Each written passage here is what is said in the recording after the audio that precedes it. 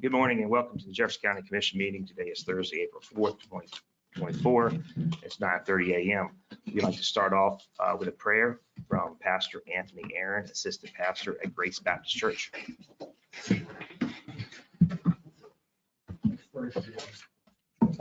God, we thank you so much, Lord, first of all, for the protection that you gave us, Lord, as we traveled here today. Thank you for the protection and safety that you've given us. Thank you, Lord, for this time, Lord. I know that you care about our needs, you care about the issues that we face. And then, Lord, the decisions that are made here today, Lord, you care about those. I ask you, please just give guidance. Oh, we need wisdom in a great way. We ask you, please just bless, Lord, the decisions made here today, that there would be your wisdom, Lord. Help the commissioners here to see things as you see them. And please, Lord, would you help them as they make these decisions, Lord, they would understand the great impact that they may have. I ask you, please just bless us now, Lord. We ask you bless this meeting, Lord. We thank you for the precious name of Jesus Christ we get to pray in. And we ask these things that you would bless in his name. Amen. Amen. Thank you. If you can remain standing for the pledge. Allegiance to the flag of the United States of America and to the republic for which it stands, one nation, under God, indivisible, with liberty and justice for all. If you can remain standing for the pledge of the West Virginia flag. Allegiance to the flag of West Virginia, which serves as a constant reminder that mountaineers are always free, which stands as a symbol of majestic mountains, fertile forests, rich veins of coal, and the pride of her people.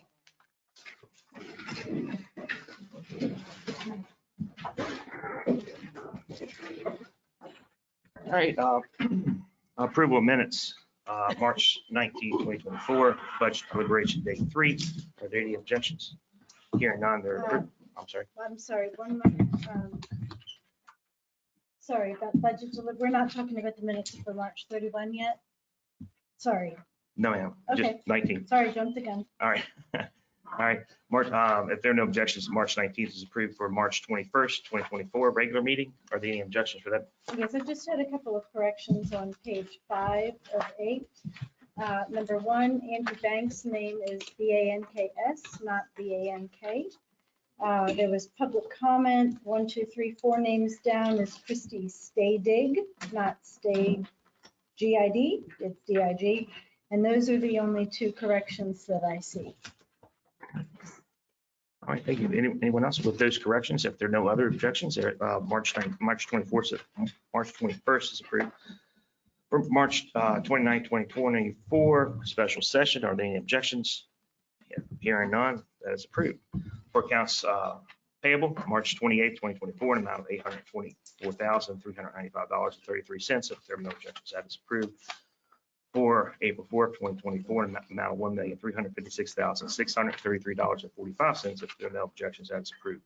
For accounts for approval of manual checks for March 29, 2024, an amount of $188,431.67. If there are no objections, that is approved. For April 5th, 2024, an amount of $184,476.86. If there are no objections, that is approved. For approval of requisitions, April 4th, 2024, an amount of $5,981.70. If there are no objections, that is approved. And for approval of payroll, March 29, 2024, an amount of $331,755.43. If there are no objections, that is approved. Do we have any announcements? None? All right. All right, we're going to move on to public comment. If you could come up, state your name, your address, you will have 3 minutes. The buzzer will go off at the 3-minute mark. We'll start off with Jacqueline Miller.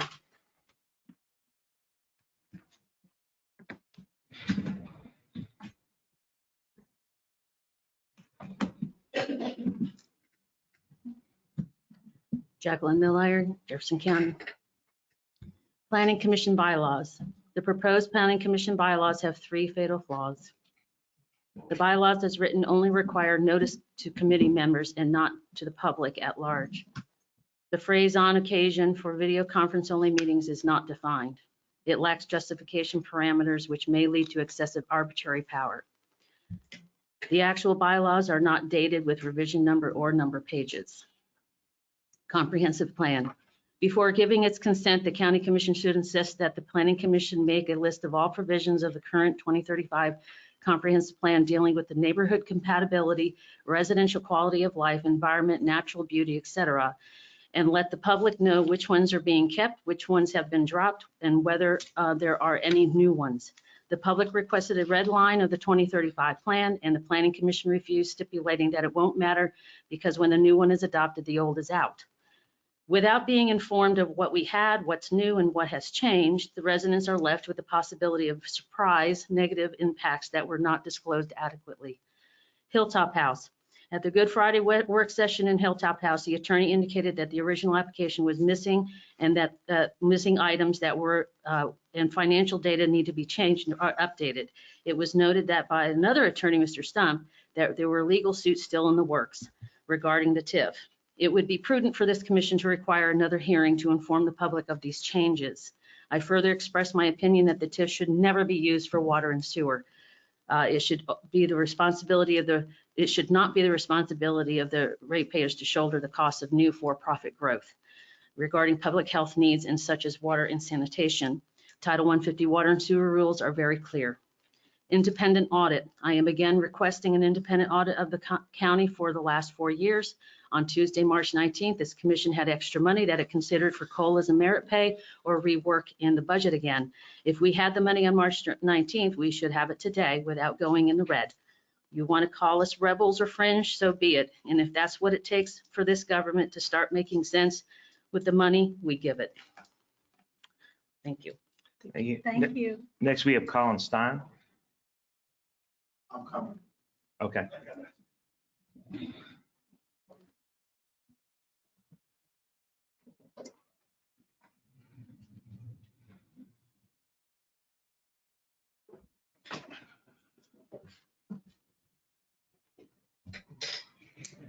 I apologize for moving so slow, but I had a motorcycle accident in July 2021 and spent 6 weeks in a medically induced coma to start my recovery of it, and I'm still recovering. But here in Jefferson County, and the reason I'm here is I am a farmer. I have a farm that has 3 seasonal springs for all that I remember. I'm now 69 years old. I had a birthday last weekend. And I was all of my life, we've had 3 seasonal springs that where the water comes out of the ground, in after the frost goes out of the ground. So it's usually in March, and the water flows until June or July, and from each of those springs.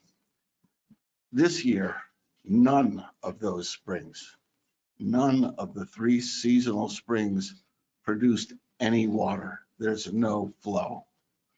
Even though we've had 6 inches of rain in the last month, we have not replenished the groundwater in our aquifer. My springs are the canaries in the coal mine. We are facing serious water problems this year. If we have a summer like we had last year, we've got a lot of work to do. Do you have any questions? No, sir, this is public comment. We don't have to take questions and answers. Thank you. I yield my whatever seconds are left to anybody who wants to ask a question. We appreciate that. Thank you. Thank you. Next, we have David Tabb. David Tabb.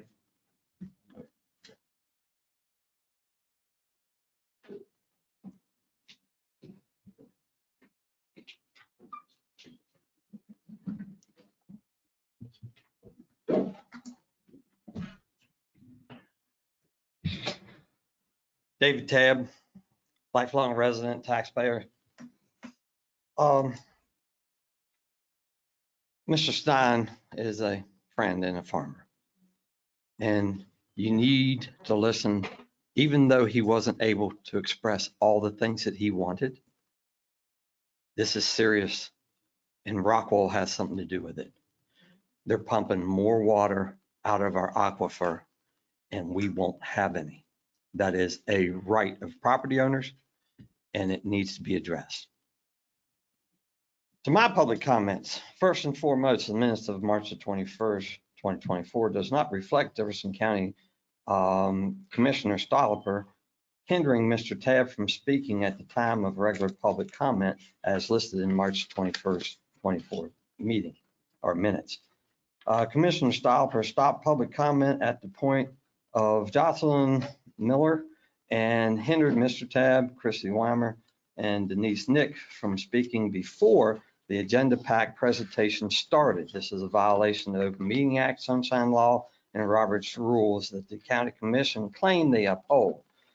All that wish to speak is required within public comments since there is not, since it's not allowed in the agenda pack to presentations allows public comment. Stolliper violated the oath of office to uphold the Constitution of the laws and rules that govern the county of Jefferson, the state of West Virginia to include the U.S. The 4 other commissioners should hold Stolliper in violation of the oath of office and remove Stolliper from any office. The removal is possible through any meeting that the business of government of the county of Jefferson or the state of West Virginia has been violated. If the other 4 commissioners fail to act on Stolliper's improprieties or illegal acts, then they have failed to take action. They are no better than Mr. Stolliper. Agenda 12, the TIF. This should be put before the ballot, requiring the resident taxpayers' wishes to whether they want to give away their money or not for tax relief. We are in a time of lawlessness. Anything bad the elected officials can do is okay by the government when they both benefit. This is horrible. There's a few people standing up and trying to take care of business. We need more people to do this.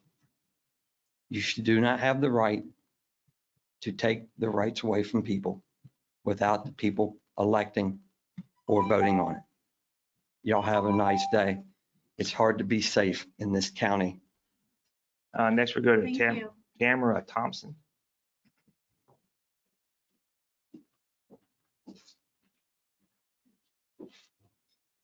Good morning. Good morning. I wasn't sure if I was going to speak today, but that last gentleman definitely encouraged me. I've been a resident of Jefferson County for over 20 years. I came from Northern Virginia. I proudly purchased my home in Crosswinds. Since 2018, I have been stripped of all my constitutional rights as a property owner. It was reported that I was deceased, so my name was removed from all of my county taxes and property taxes. I was arrested for trespassing on my own property. I was denied my constitutional rights and thrown in jail for being on my own property. Of course, those charges were dropped. I've contacted a constitutional auditor for them to come investigate this town, because subsequently from there, Magistrate Roper said that I had to be removed from my property because it was owned by someone else, though I was in the middle of a bankruptcy filing for identity theft from this gentleman, though all insurance, taxes, and property records are in my name. Since then, somehow magically, the records have altered from the date of purchase. But the federal, that's only in this town. The federal records show that I am the owner. Tax records federally prove that I am the owner. So something needs to be done. I can't be the only person that this is happening with. I can't be the only person that this is happening with. It seemed to be completely skirted under the rug. By the way, homeowners insurance is proof of ownership. You cannot sign over a quitclaim deed without all people being present at the time. You can't submit that somebody's dead and then walk into the office and then still pretend that they're dead. Okay, this is a huge problem. This is a huge problem. And they have sought, they have taken utilities out in my name, everything. The police were dispatched to my property, the Jefferson County Sheriff's Department. came out to my property and saw that these people had destroyed every single bit of my property.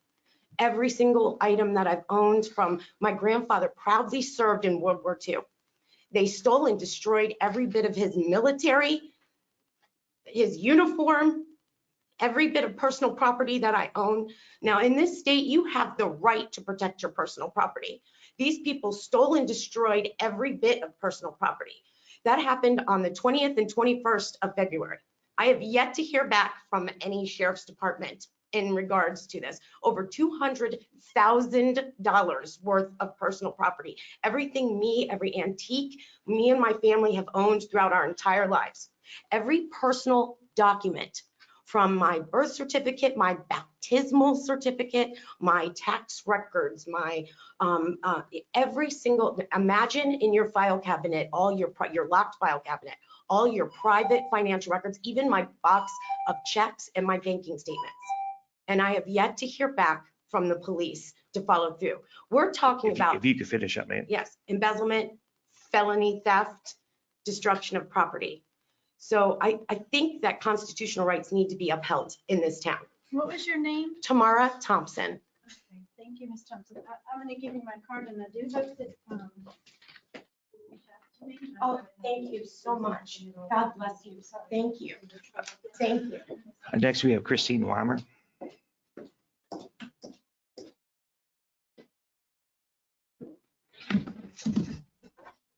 I just wanted to quickly pass out, this is, I emailed a comment letter, I apologize, it was late, so I brought it and printed it out, and I hope you could read it at lunchtime.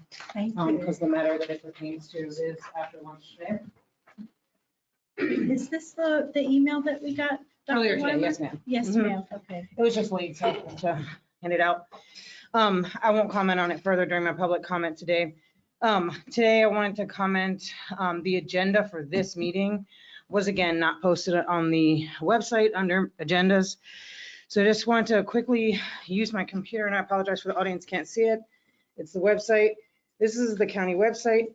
When you come to it, there's a button over here that says meeting agendas. If you were looking for meeting agendas, one would think you would click on that button. So if you click on that button, you come to this page. And on the left-hand side, under the commission, you can go to CC agendas. So you would think that that means the county commission agendas, and here you are on this page. And if you go to the top, it says 2024 county commission agendas. And when you click on that, today does not appear. Okay. So if you go to the second tab, which is county commission packets, excuse me, which is this tab over here, you go to county commission packets, and you go here, and today does appear. So when you click on that button, we don't want to give the staff any trouble. We know they've been like working really hard and stretching it out, but I do just want to bring to the attention that this does matter. There's a lot of people in this county that don't have really good internet connection, and so they're accessing these on their phones. And the loading time for the agenda packet and the loading time for the agenda is quite a bit different. And so you can imagine where people would want to load the agenda and not the entire packet. It's an access issue and it's a time issue. And so if over time we could get it so that all agendas were posted and all agenda packets were posted in both of those locations where it seems both discoverable and obvious for the public to find those items. The next thing with my remaining seconds that I'd like to address is Dr. Stein brought forward a very important issue today. I speak on behalf of Jefferson County Foundation when I come to the commission. Jefferson County Foundation monitors 7 watersheds in the county. One of those watersheds since in the last 2 years has essentially gone dry. So Elks Run, the upper portion of Elks Run, not Elks Branch, but Elks Run is dry. It's just dry. And that has happened since the changeover of the well at Fox Glen to Jefferson Utilities and then subsequently to American Water. When they put the water tower in out there and they started using that well, which as you probably know from the USGS survey is, if not the most, one of the most productive wells in Jefferson County. It was purchased by Jefferson Utilities and is now used to serve Rockwell. And that is upstream in the underground watershed. So underground water elevation. It is uphill from the headwaters, which is at Gap View Farm of Elks Run. And that spring, we used to monitor that spring. The foundation used to monitor that spring. It has now been dry for years. And so I agree with Dr. Stein that it is a concern that the county should look into. Thank you. Thank you. Thank you. Do we have anybody online, Strada?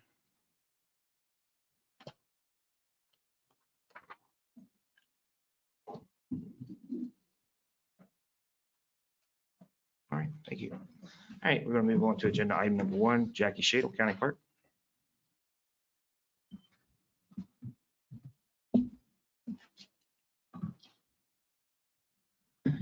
Good morning, Commissioners. Good morning. I'm here today to get your approval for me to hire a full-time deputy clerk. The person I'd like to hire is Heather Day. She's worked in my office before. Would be an asset because we wouldn't need to train her how to do recording, which is a very complex and complicated thing to do. So anyway, she would start at $40,000 on April the 11th, and it is budget neutral.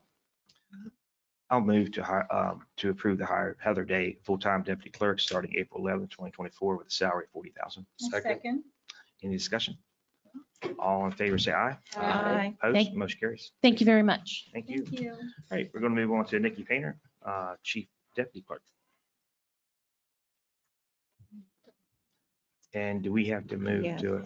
Yes, I was going to say, I'll move that we convene as a fiduciary review board. Second?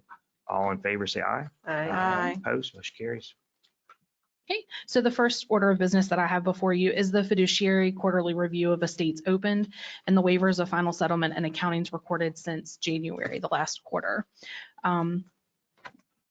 They are basically a list of all of the probate estates that have been opened and the final waivers of final settlement and the accountings for previously opened estates. All right. I move to approve the estates opened and the waivers of final settlement and accountings recorded since January as presented. Second. Any discussion? All in favor, say aye. Aye. Opposed? Motion carries. The next order of business is an order regarding the Irma Jean Wise estate. This estate has come before you several times prior. The last order of business that was before you, the attorney prepared an order to remove Mr. Edward Wise as executor of the estate. He is incapacitated and has a guardian ad litem appointed. Unfortunately, that last order appointed Frank Hill as the fiduciary commissioner, and he actually needs to be appointed as the administrator CTA DBN. He has been appointed also by Judge Hammer to basically liquidate all the assets related to the estate, and he needs to have the full power of being able to administer all accounts. And this estate does have several real estates associated with it. So this is basically a corrective order from the one that was presented in September. What was the reason for the error? Was it just a typo or just a? I believe the attorney misunderstanding? thought that as a fiduciary commissioner, it basically called him a fiduciary commissioner, but listed all of the duties as an administrator CTA DBN. But because it listed fiduciary commissioner and it's selling of real estate, Mr. Hill wanted to have the correct wording on file in the order Thank you. filed. I move to approve the order to appoint D. Frank Hill as administrator CTA DBN on the Irma Jean Wise estate. Second. Any discussion? All in favor, say aye. Aye. Opposed? Motion carries. Thank you. Okay, have a lot of things for you to say. All right.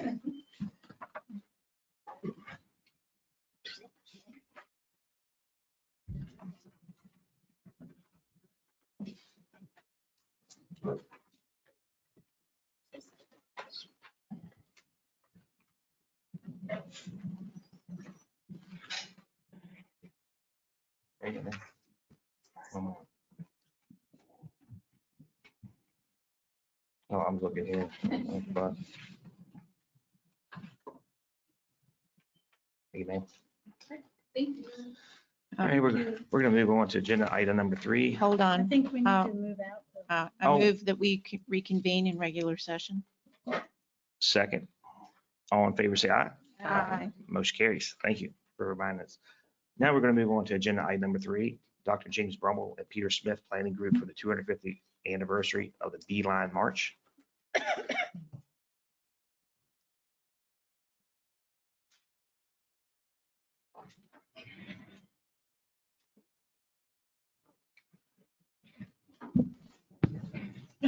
That's how I feel every Oh, time I sure. sit down. Thanks very much for giving us time to present Shepherdstown's plans for the commemoration of the 250th anniversary of the Beeline March in 2025. My name is Peter Smith. I'm one of the co-chairs of the group working on these plans. My other chair is Jim Broomall, a Shepherd University historian who directs the university's Center for the Study of the Civil War and the Byrd Center for Congressional History. He regrets that he can't be here today. He's attending a historical conference in Richmond.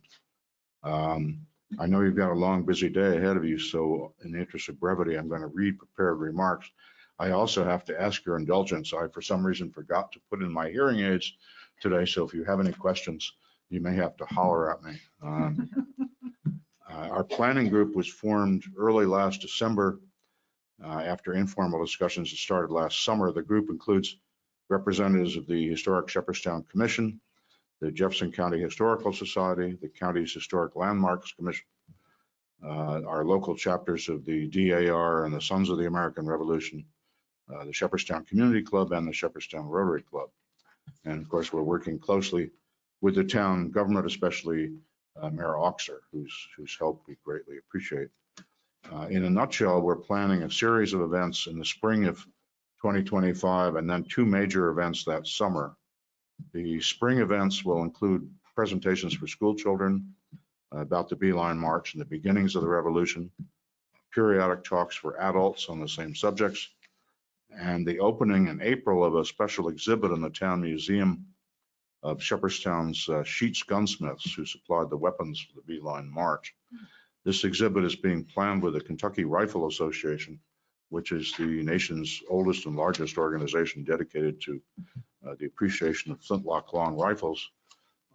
Sheets rifles are highly prized, and the exhibit will include 10 of them. This should be a pretty big deal and will likely draw enthusiasts from all over the country. The exhibit will be open from April through October of 2025. The first of our 2 summer events in 2025 will be a ceremony at Morgan's Grove Park to dedicate a new Beeline March interpretive sign there. This event will be held on Saturday, June 14th. We chose that date because it's the date in 1775 when the Continental Congress issued its call for 10 companies of riflemen to aid General Washington in Boston. The Beeline March Company was one of those companies, and the date, June 14th, is generally regarded by the Army as the date of the foundation of what became the U.S. Army. Our confirmed participants in this event will include representatives of the Army's Center for Military History, the West Virginia National Guard, the 249th Army Band, Revolutionary War reenactors, leaders of local historical and heritage organizations, and descendants of the families that were represented in the march, like the Tabs, I might say, who had 2 men participating in that event. Married into a good family.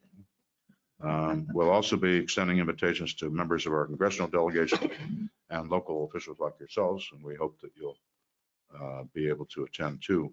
I should note that the West Virginia National Guard is being very, very helpful, and they're very enthusiastic about this event. So we are very grateful for everything they're doing for us. Our second summer event will be a Saturday, July 19th, day-long Revolutionary War reenactors encampment at Morgan's Grove Park. We chose this date for this event because it's the closest weekend to July 17th, which is the day the Beeline March Company actually left Shepherdstown for Boston in 1775. For this event, we're working closely with Travis Shaw, who's a colleague of Jim Broomall's, the educational director for the Virginia Piedmont Heritage Area. He is closely tied in with his Revolutionary War reenactor community, and he's already actively recruiting reenactor groups for us. He says that he has groups lined up to come from New England, the Midwest, and the South. So we're expecting quite a large turnout of people. So far, this event will include presentations in the Park Pavilion about the march and the beginnings of the Revolution, 18th century children's games for children, which is something that the Sons of the Revolutionary War specializes in, drill and flintlock rifle demonstrations by the reenactors, fife and drum demonstrations by a fife and drum corps that we've recruited from Frederick, Maryland, a gunsmithing display to mark the Sheets family role in arming the Beeline March participants, and a barbecue lunch. In the late afternoon, the reenactors will march about 3 miles to Packhorse Ford, the local ford across the Potomac River that presumably the Beeline marchers used back in 1775. Along the way, we've made arrangements for them to visit the private land just east of Morgan's Grove Park that contains Morgan's Spring, which is the actual original starting point of the Beeline March. That part of the march won't be open to the public because it's on private land, but the march will continue through town and the public will be able to join the marchers there and walk the remaining 2 miles down to the ford. So that's what we've got so far. We'll probably be adding more things as we go along. You will be happy to hear that we're not seeking funds from the county.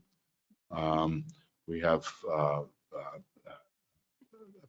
fairly good number of grant opportunities available to us for this sort of thing, and we're prepared to raise private funds as need be to fill in any gaps. But we would appreciate any moral support and encouragement you can give us, and that's where we are. Mr. Smith, can you hear me? Barely. Sorry. I've been working with a gentleman named Chris Anders Yeah. about on the Beeline March. He's a reenactor and gets just loves doing this. I have also spoken briefly with Annette Gavin Bates from the CVB. Yeah, I'm sorry. Can you hear me? I have spoken to the Visitors Bureau. Yes. I've also I've emailed all the people at the Shepherdstown Council. And Chris has been working with a gentleman named John, I think I'm saying this correctly, Pagano. Okay. And so I just want to be sure that everybody's on the same page. Yeah. He does know Dr. Broomall, and we just got to be sure to connect you three, and get everybody on the same page. He's very excited about this as well. Okay, good. Yeah, Thank if you. he knows Jim, he should talk to him. Yes, I will mention that. Thank you. I hope you could hear me. Yeah. Okay. And again, I apologize. No, I don't usually that's, go out without them. But, it's okay. I just wanted to be sure you could. Thank you. okay, thanks. Does anybody else have anything? Well, just I'm glad to hear all this organizing is, marching ahead, so to speak, and I'll look forward to at least participating in some of the events. Thank you very much. Thank you for coming today. Thank Okay, you. thank you. All right. All right, we're running slightly ahead of schedule, so we're going to just move up to the next person that's on the agenda that's in the room, which is agenda item number 8, Bessie Nelson. Something like fairly quick, I think, so. Good morning, commissioners. Good morning. In the packet, you will see several budget revisions. 2 are state. I did give you a revised copy for the coal severance budget Bessie, revision. can you hold on just a moment till I get through Sure. that? Thank you. We jumped around.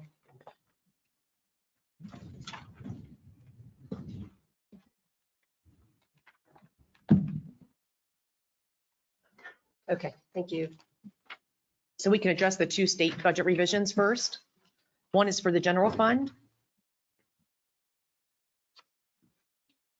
What page is that, Bessie? Was that the one that you gave us this morning? That's one of them, yes. Okay, yes, ma'am. All right. Well, yeah, if you could give us the number that at the top of the At the top, page. okay, Yeah. we'll start with the state budget revision for Fund 001, revision number 4. It looks like this. There it is. Yes, ma'am. Okay, and basically, this is correcting a previous budget revision that was submitted earlier this year. The monies that are being moved is being moved back into our contingency fund at $1,978,243, because the capital outlay was put into our general fund, and we do not do our capital outlays in our general fund. That goes into our capital outlay fund, which is Fund 246, which does not get reported to the state. So I'm moving that back into the contingency fund, and I have to get state approval on that. And the other state budget revision is for the coal severance account. And that is correcting some things that were submitted to the state to the wrong line items. For example, the Parks and Rec, they were approved for $22,500. $10,000 was for fireworks. $12,500 was for their aquatic study. And that had not been submitted to the state. So as I mentioned during the budget process, I'm in the middle of a major cleanup, going through these accounts and getting things rectified. So that is $111,803 for the coal severance. Okay. Does anybody else have any questions?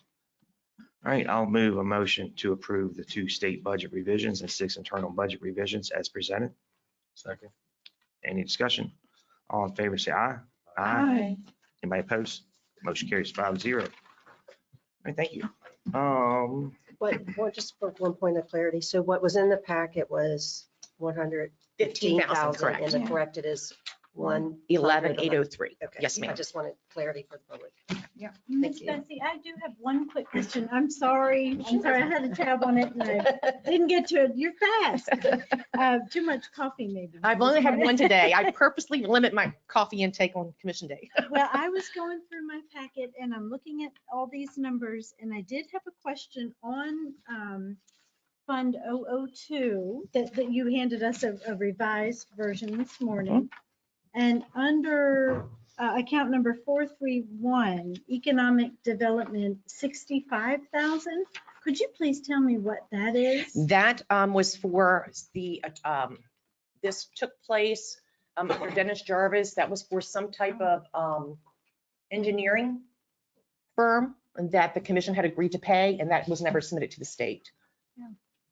Okay. That is not a new request. I think I recall that when Yes. Mr. Jarvis was director and it was something for the business park or industrial park. Yes. Yeah. I mean, I can go and get on my computer and get more information for you if you need additional detail, but that is something that was passed. It was just never submitted to the state in the original FY24 budget when it was submitted. Okay. Thank you. I appreciate that. Thanks. Thank Are you. there any other questions? We're still running slightly ahead. These signatures for all I do see some people here from the Historical Landmarks Commission. yeah. If you want to go ahead and work on that.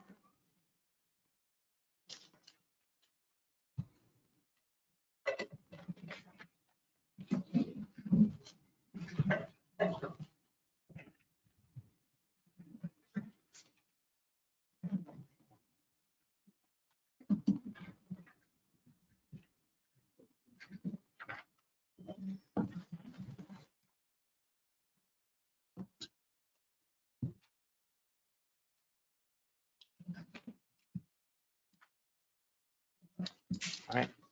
Bessie, you want these? Is Addison here? That's you? Okay. All right. Yep. Good eye. All right. Well, I think what we can do, since we had 2 people apply for the Historic Landmarks Commission, so we can go ahead and jump into that interview if you don't mind. I think both applicants are here, so we'll start with who. Yeah, both of you want to come up? That's fine too. Yes. Appreciate that. All right. Well, welcome. You both applied for the Historic Landmarks Commission. I always ask the same question. Why do you want to be on the Historic Landmarks Commission? Because you've been on it for a long time, I'm sure. I'm completing my 15th year. That's what I thought. And haven't been able to find anybody to replace me. That's a problem. So, That's a problem. usually what we do is try to find replacements for our positions. And there are several projects that I would like to complete before I end my term. I'm not committing to filling the entire 3 years, but I want to get a few projects that are active at this moment completed. So. And you, ma'am? I've been on for the past 3 years, and I've been doing cemetery work, and I'm still really involved in that. So I'd like to keep it going. I just got another $5,500 for 2 cemeteries in the county. So I'd like to see those grant projects through. Very good. Does anybody else have any questions? Well, I just wanted to say I was the liaison last year and this year as well, and I have enjoyed my time with you. I have learned a lot, and I really appreciate how hard you both work. I know, especially you, pulling weeds and just trying to care for these overgrown cemeteries that people have forgotten about. And it's very heartening that you have not, and that I just know that you work very hard at that, and I really respect that. Oh, thank you. Thank you. Yeah. All right, anybody else? I don't have any questions. I just want to say I know of Mr. Burke's long service and also some of his physical hands-on maintenance of parkland or preserved land. So thank you for reapplying. You're welcome. Really appreciate that. There is a planned closing tomorrow on 122 acres of the Shepherdstown battlefield. Oh, that's And the title is being transferred to the Landmarks Commission from the American Battlefield Trust. Okay. And 75 of those acres are going to be farmed. So. Way to go. Wonderful. All right, typically what we do is we open up the floor for nominations. So I'll just go ahead and like to nominate Martin Burke and Addison Reese to the Historic Landmarks Commission. And then we open it up for a motion to accept their appointment. So I will second. I'll move to accept, to move their Oh, yes. appointment. Sorry, jumping the gun wasn't, again. for a 3-year term ending March 31st, 2027. I second. Thank you. All right, any discussion? All in favor, say aye. Aye. Thank you. Congratulations. Thank you. Thank you for your time and Yeah. service. All right, Eddie, do you have anything you want to knock out from your reports? Just, we're running a little bit ahead of schedule. Like maybe just like start at Article 147, that update, and we'll go down. So we can stop. We can easily stop you at any time before the 10:45. Or Roger's here. Roger's here too. Roger, you want to come up? Sorry, I'll cut you up, Eddie. Yeah. All right. Yeah, you stepped here just in time. All right. All right, so now we're going to move on to agenda item number 6. We're kind of jumping around here for folks following online because we're running slightly ahead of schedule. So this is Roger Goodwin. Thank you, sir. Thank you for coming over. I have 4 items.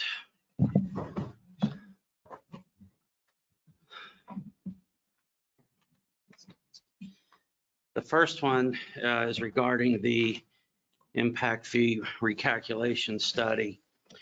And impact fees are usually due for recalculation on a 5-year cycle, which would occur again in year 2025. However, at the February 15th, 2024 County Commission meeting, the County Commission moved to conduct a new impact fee study and determine the level of service and impact fee amounts for each impact fee entity, that being schools, law enforcement, parks and recreation, emergency services, and administrative facilities, which is your building that you purchased for the prosecutor's office. We advertised for a request for proposals. The proposal is valid until June 24th for acceptance. And we received 1 proposal in response to our ad, and that's Tischler Buys, who has performed all the studies in the past. And I listed there on the agenda request the cost for each entity's study. The total $62,800.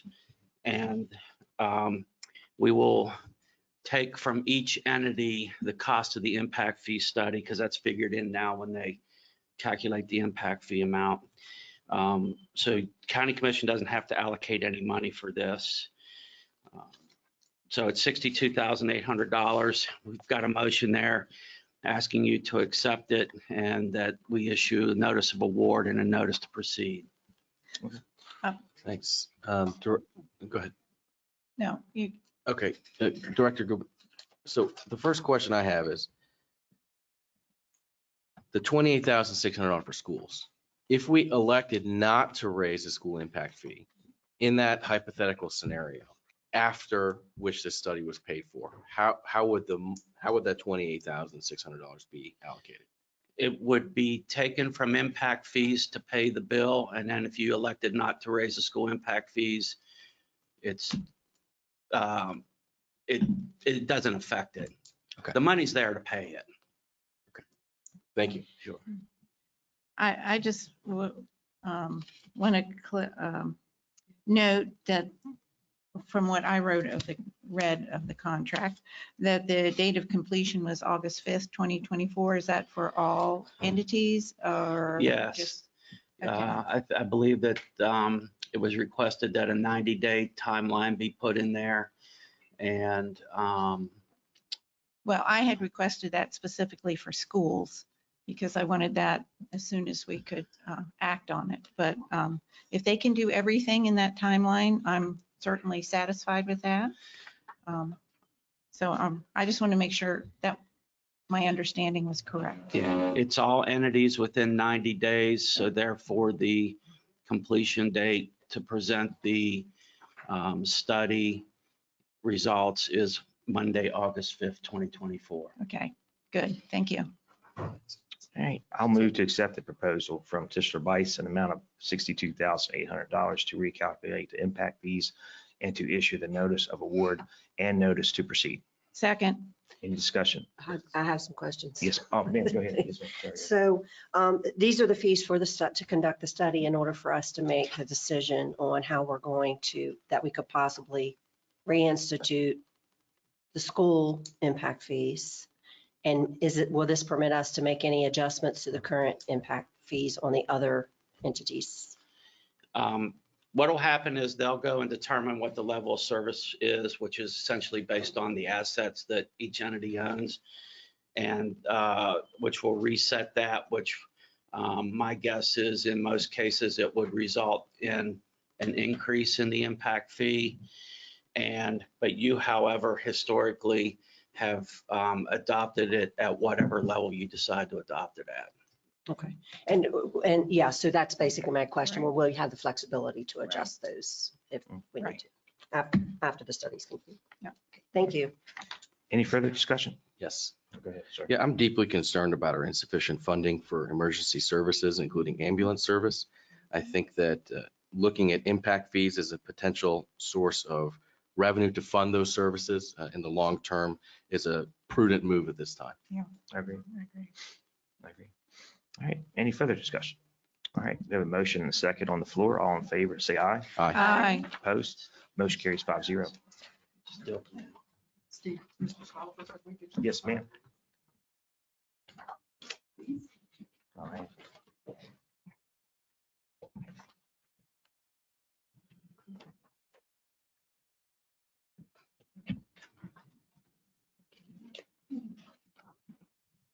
There you go. Yes, ma'am. Thank you.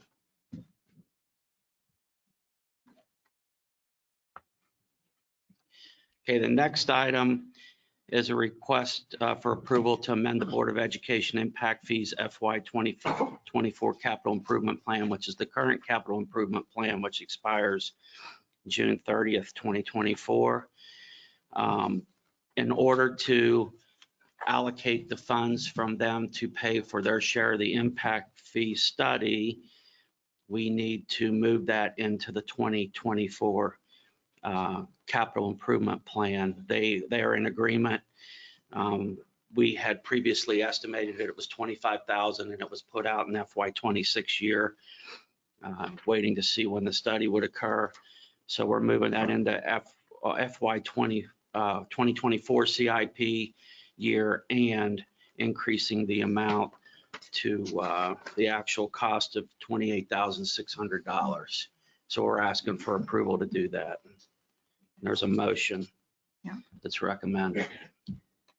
This looks to me like a net increase of $3,600 for something we just approved. Seems reasonable. Accordingly, I move to approve the Board of Education FY 2024 Capital Improvement Plan Amendment Number 1 as presented. Second, any discussion? All in favor, say aye. Aye. Opposed, motion carries.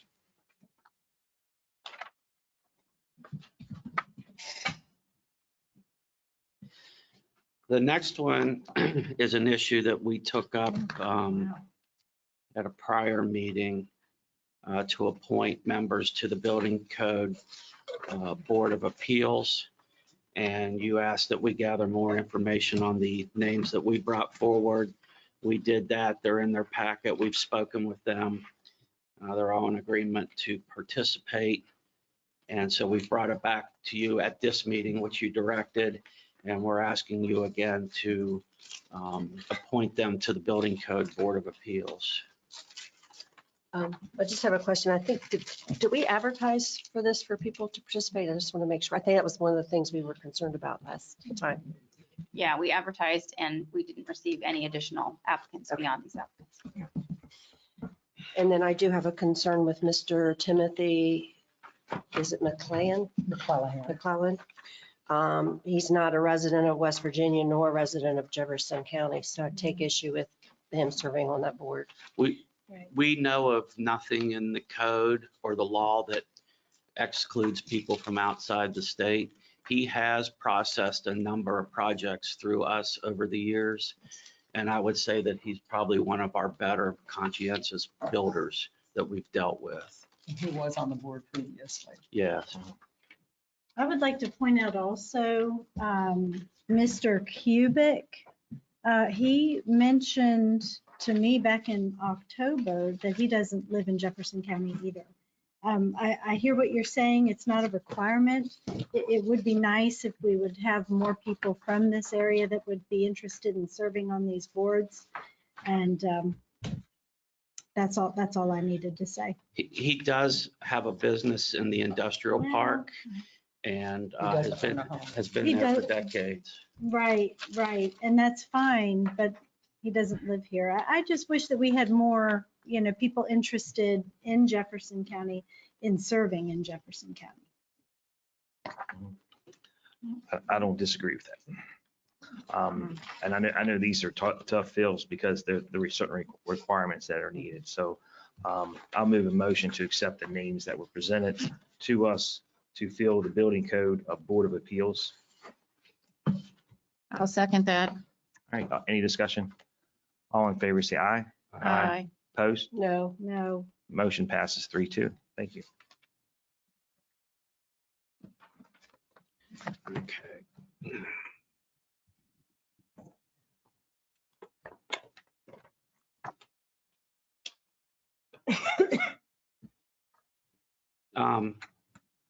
Alex was going to try and make it here for this next one, but she had a meeting and said she might not be able to make it.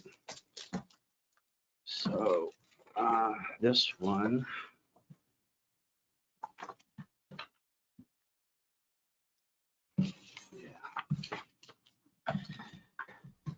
And I believe Commissioner Tab asked that this be brought back up at this meeting. And it's consideration of adoption of revised building permit and land development fee schedules. During the budget, we presented these and looked at it as a way to raise additional revenue to cover the resources that we need in our department moving forward. We made it essentially an inflationary adjustment to all the fees, plus added a fee in planning and zoning for commercial site plans that pay nothing right now for processing their site plans. And so these are the fee schedules that we recommend and are putting it up for your consideration of adoption. And before you discuss that, I'd just like to make a couple points. already with the impact fee data in 2023. In 2022, we did 467 in Jefferson County, single family or residential dwellings. In 2023, it increased to 796. That was a 71% increase. Right now, in the first 3 months of 2024 in winter, we have already received issued permits for 308 residential units, which puts us on pace of exceeding 1,200 units this year, which would be an additional 55% increase versus 2023, or 165% increase versus 2022, 2 years ago. And I had expressed during the budget process, we really have a need for resources, additional people to help process permit applications, get inspections done, and so forth. And our take is that raising the permit fees is one of the avenues the commission would have to raise additional revenue, to be able to give us the resources that we need. And it would come with, and as I mentioned during budget, if you do so, you need to do so with the intent to commit the fees to buying the additional resources at some point down the road. And I want to talk about another issue, is to show you what we're dealing with. In response to an elected official's request to a local builder, they responded to that elected official's email and said, "I believe the county offices are actively and intentionally complicating the building process to slow growth, intentionally working to damage property values for personal reasons. I want higher values, which translates into higher taxes, but it's hard to do so with the current building office staff. Current staff elects to slow permit process and reduce values to avoid having neighbors and themselves paying more in taxes. They are working against you." So this is the pushback that we're getting because we can't get stuff out the door. It's personal attacks on us. And I can tell you that with 18 employees in that department, 9 of us live outside Jefferson County. So I don't know how we would benefit personally from lower property taxes, and I'll just leave that there. We are working as fast as we can to get the work done. And we get to the point where the plan reviewer can't even be in the office because we have so many inspections, we have to send 4 people out to try to get them done that day, or they're going to start complaining about inspections. So we're well aware of the problem and that there are delays. I'm hearing that you approved in the budget, but I've not received an official copy yet. An additional plan reviewer, that position would not come on board until July 1. And then it would take us 3 to 6 months to get them through the training and the state testing and certification to actually get them to where they can run on their own and help. So it's going to be a while before we actually get someone in place to help out with that. We've talked about things we can do in the office to try to get the permits out the door faster, and we're working on that and talking about it. We've even got a written response from this builder that they're recommending an increase in your permit fees beyond what we proposed here. They're proposing that, for starters, that across the board, that an additional residential dwelling permit fee, the fee schedule be restructured to bring in an additional $800 on every one. Then on top of that, they want a streamlined process where they pay for streamlining permit reviews, which get expedited faster. And they estimated a smaller amount of the permit applications would go through that. And they're willing to pay $900 more a house on top of the $800 to get those inspected faster. And they went through and said that some of our fees are low. Reinspection fees should go from $65 to $95, for example, and ran the calculations and said that that should bring in, at the current pace, another more than $500,000 a year. So contrary to what you might think, we've got builders saying they're willing to pay more money to get the resources to help us. So that's the conundrum we're in. And so when we present these impact requests for building permit fee increases and fee increases, it's in that context. And I think that's all I got to say. I have a question on some of these these fees, and I don't disagree that we should, I'm agreeing that we should probably charge these fees, but I just wondering what method was used to determine some of these fees. So for instance, current fees, no fee, and then it's $300, $500. So what was used to determine the amount of that fee where there was none and now I'm just, for the public, yeah. Site plan fee specific. Yeah, I'm just, there's several of them where there was nothing and then we're, it's a couple $100. So I was just wondering what was used to determine what that fee would be. Alex put this fee schedule together.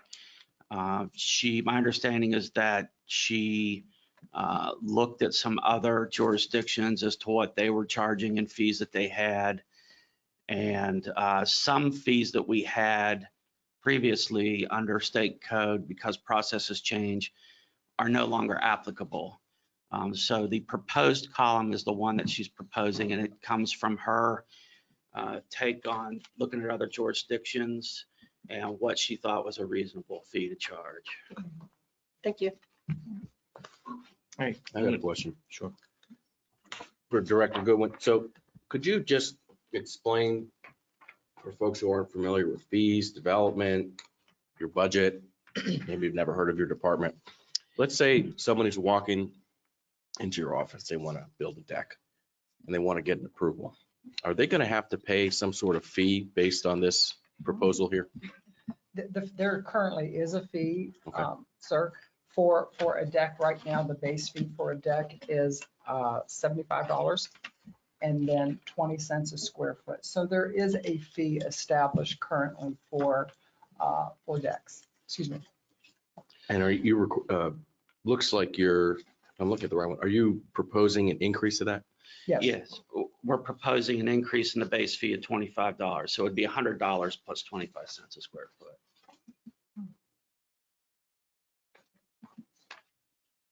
Well, we haven't reached discussion yet, but I'd be interested in focusing on increases fees to major developers who run multi-million-dollar corporations and are doing huge lots, rather than your average citizen who's looking to build a deck or make a kind of amendment to their house.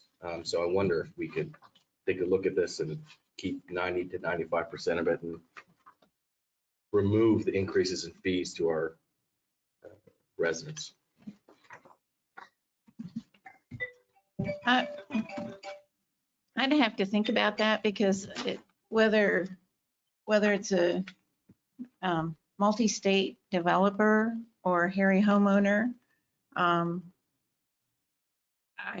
think, small things still take up a lot of staff time, and usually somebody that has never gotten a permit before, like me, and had to have my hand held to have that done, to process it properly.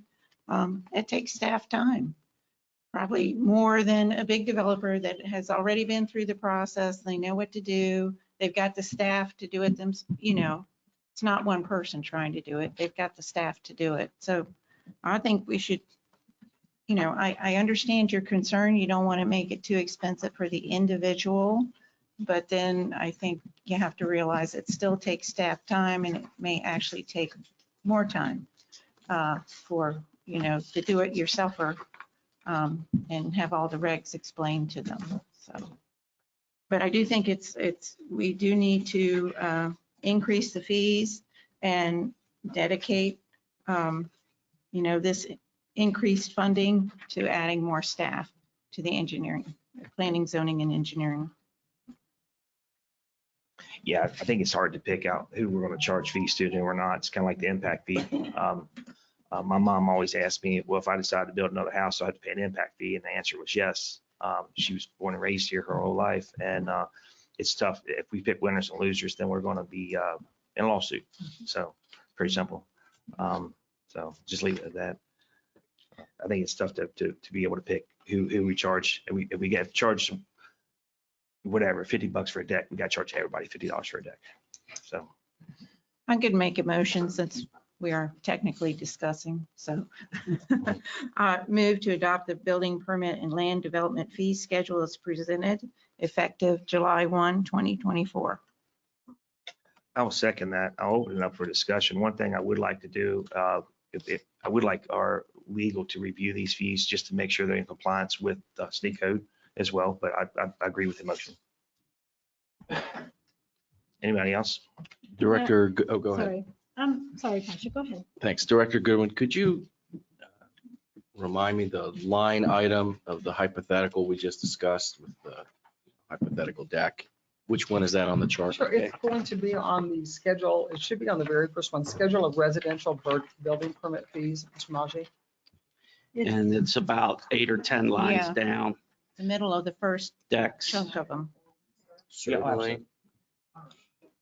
Oh, small print. That's why I Yeah. didn't see it. Yes, no, this is the- it should come over to this page. There we go. So you're gonna come over here and go around. There we go. Yeah. So currently we're $75 and 20 cents a square foot, so that fee's been established probably for many, many, many years now. Okay. And this is your residential. Residential there. Okay. All right. Any further discussion? Yes. Go ahead. I move to amend the motion such that the updates to the residential permit types are excluded from the overall updates to permit fees.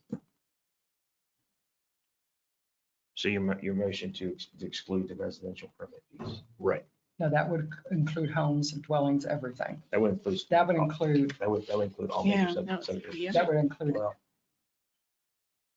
I use the phrase residential permit type because that's what I see in this cell in the spreadsheet. So if I should restate it, please advise, but I'm just reading what's written down here. Are you saying that you don't want a permit fee increase on dwelling units? Or are you saying that you want that, but not on everything else? On existing, is that what I think? Like Right, on his reference existing. to a deck being added would be on an existing dwelling. Right, and Correct. instead of just focusing on the line decks here, I was going to include the entire section. Single family dwelling, mobile manufactured home, townhouse and duplex, residential dwelling addition, all the way down the list. Ending at the end of this subsection. Is that how you describe it? So you're saying that you want, under the schedule of residential building permit fees, you want no permit fee increases on those, all of them? Is that what you're saying? Right. Okay. And I'll demonstrate it visually. That seems to be easier than verbally. So I'm talking about this page, this series of rows that we were just discussing. does that include the swimming pools as well, sir? Everything. Yes. Okay. Everything. So you would be doing permit fee increases on commercial, industrial, per that fee schedule, and then on the miscellaneous fees and the land development fees. Right. That's the motion. I haven't heard a second. Well, there's already a motion on the floor, so you're Yeah. suggesting. I move to Commissioner amend. Amend. Right. Yeah, okay, we have a motion on the floor, then we have an amended motion on the floor, but we have not received a second on the amendment. I'll second the amended. Okay, all right. We vote on the amendment first, correct? All right, all in favor of the amendment, signify by saying aye. Aye. Opposed? No. Motion passes 3-2. Now, motion for the original motion. This is, well, to accept it, that's the changed amendment. And then now the motion to accept the fees With the amendment. with the amendment. There we go. All in favor of to accept all the fees with the amendment Wait, because didn't you say you would like legal to review and have against it? legal Yeah. to review that, if you don't mind. Yes. Would you please restate them? Yeah. Yes, yeah, I know y'all have me confused now. The original motion with the amendment, with the original motion to approve the fees with the voted on amendment and to have legal review these to see if make sure they're in compliance with state law. I second. That's the motion. I was just Oh. reinstating the motion. All in favor of that motion and amendment, signify by saying aye. Aye. Aye. Opposed? No. Okay, motion carries 4-1. All right, thank you. Sure. We'll take just a 2-minute break and then we'll be back for interviews. All right. Sure, and Thank you. Commissioner Tab, let's not close the door, taking another look at this. I see that you have concerns with the no vote, so Right. that doesn't mean that doesn't preclude the possibility of updating fees further and Further negotiation. deeper examination, yes. I think he has a good point. Yep, absolutely.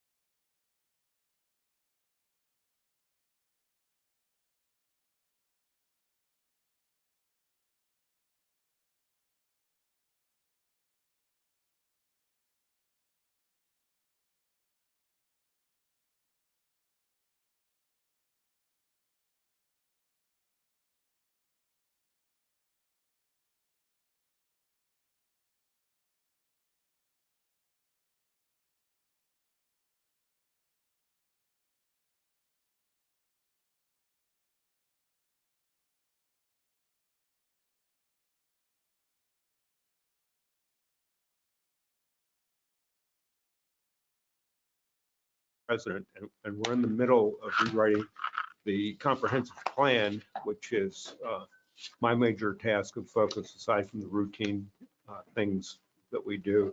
So I would like to see through the completion of that. Does anybody else have any questions for Mr. Shep? Sure, I've got one. Gonna go from overall to something hyper specific and technical. I thought it was interesting that the Planning Commission, when discussing the solar text amendment, took a look at a possible site plan requirement. Could you comment on that? That's an idea that I thought was interesting, and I think we've heard from our planning and zoning staff that they might recommend something like that as well. Well, they haven't, yes, and we've asked them to make that recommendation. They haven't come back to us with a recommendation yet. So we're looking forward to getting that and reviewing it when it comes to us. And do you have any thoughts on it yourself, or are you going to wait till you hear from the staff first? Either way is I fine. do have thoughts myself, but I don't want to, I would like to see what the staff has to say independently of what I think. Very, very prudent answer. Okay. All right. Well, Go ahead, well, I was just going to say, I have a couple of, a question and a comment. Sure. Mr. Shep, I see here that you have a PO box listed for your address. Do you live in the county? I do. Okay. Yes. Do you live in Shepherdstown? Well, I live near Shepherdstown. Okay. We can hear the church bells on Sunday mornings from our house, but you can't see our house from Shepherdstown. I've lived in Jefferson County since about 1976. Yes, sir. I just haven't met you before and I didn't know. I just was curious. Sure. The comment that I was going to make is I'm very concerned about the things I hear at the Planning Commission from the things that are going on there. It's been a lot of issues with things being done in secret, a lot of issues with residents not being made aware of meetings, these bylaws that are coming in front of us. Seems I'm not very pleased with the things that I'm hearing. So do you have anything to say about those things? Well, we have recently taken some actions to correct some of the things that you're hearing. I've been attending Planning Commission meetings since 1975, not as a member of the Planning Commission, but what you're referring to, I assume, are the committee meetings, and there have been committees that have been appointed and have met not in public since I've been attending Planning Commission meetings. However, having realized that there was a problem in the public perception of that, we have taken action to make those meetings public, advertised and public, and have minutes and agendas published and minutes taken. So I don't know what secret meetings you're alluding to. We haven't had any secret meetings that I'm aware of. Mm-hmm. Well, I think the public who are paying attention are not really in agreement with you, and there have been some issues raised about that, complaints to the Ethics Commission and so on. I'm just worried because there are a lot of things happening in our county right now, a lot of things that come before the Planning Commission that aren't necessarily good for the county, but might be good for, dare I say, certain people's wallets, in my opinion. And I don't think that, well, let me say, I think if more of the public were paying attention, they would be very upset. Those who are paying attention are very upset. And I worry about that. I do. How long have you been president of the Planning Commission? I think for about, I'm on my second term as planning commissioner, but I wasn't initially president. I would guess maybe 4 years. Yes, sir. Thank you. I'm not positive of that number. Okay. All right. I do appreciate your answering my questions, but I think it's just important that you keep that in mind. People do want to participate. When you have things in the bylaws that say Zoom only meetings and things of that nature, we're not in the same position that we were a couple of years ago that necessitated Zoom only meetings Well, I think that the Zoom only meeting is in the case of an emergency. For the specific example that I can think of is that we recently had 2 meetings in a row canceled because of weather. And it would give us the ability, when something is on the agenda, to have that meeting via Zoom. That's not necessarily to say it would happen, but it gives us the ability to do that, whereas now we don't have the ability to do that. Right. And I don't, and in my opinion, I don't think you should do that. I think you should always meet in public. I think you should always welcome the public to come in. And I think we should always encourage public comment on the things that are happening in our county. That's how I feel. Thank you. You're welcome. Does anybody else have any further questions? Yes. Mr. Shep, I know this is kind of just out of the ballpark question, but what do you see as the greatest challenge facing the county concerning natural resources and growth? You know, we've had a lot of growth here recently. We had it, 10 years ago, we had another swell of growth. So do you see that we have natural resources that are of a concern, or? Well, the major influence and impact that the Planning Commission has on growth with respect to natural resources is stormwater management, and making sure that we have adequate stormwater management rules and regulations, and making sure that the developers and builders comply with them. That's probably the single biggest impact that we could have. A lot of the things are simply out of our purview. We don't have jurisdiction. Okay, so, my concern, and others have expressed it, is water, our total water capability or whatever. And so you don't feel that the Planning Commission has any ability to make decisions or influence that? Well, we have no control over public utilities. That's true, yes. Central Water, there are 2 entities that deal with Central Water. One is Charlestown Utility Board, and the other is now a private company called West Virginia Public Water. Right. We have nothing to, we have no influence.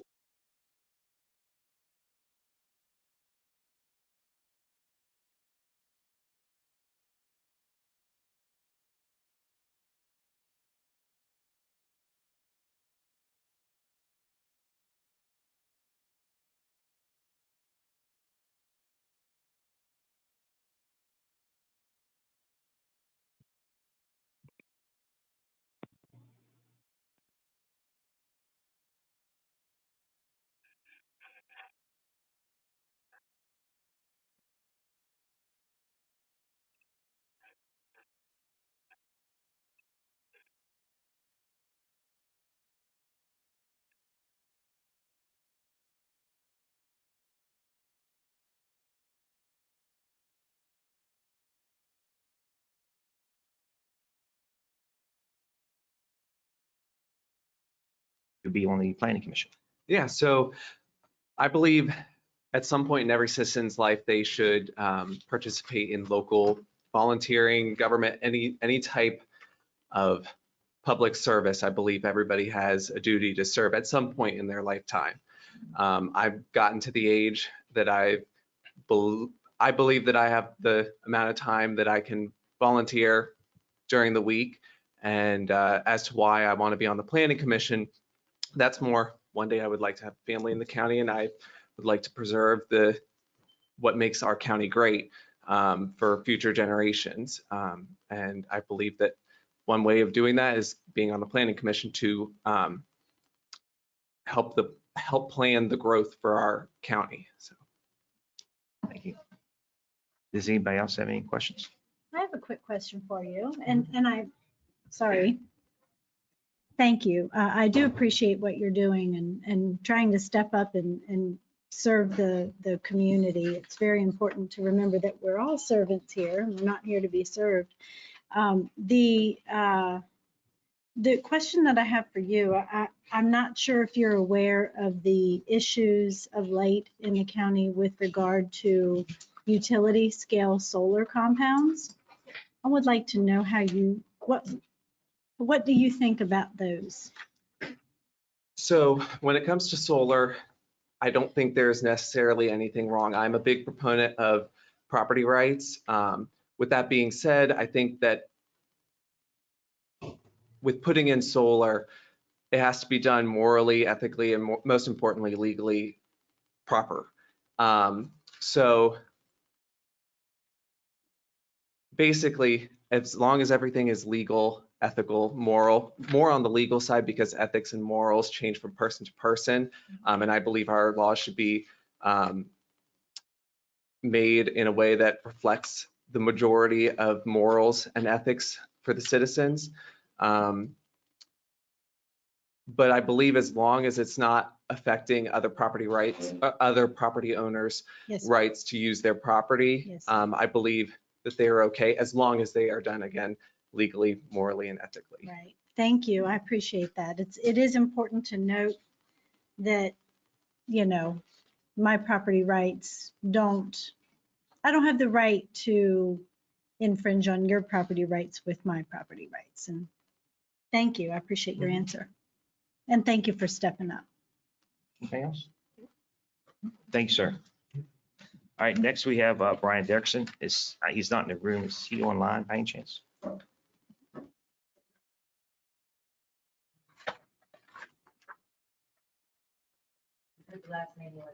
Derrickson.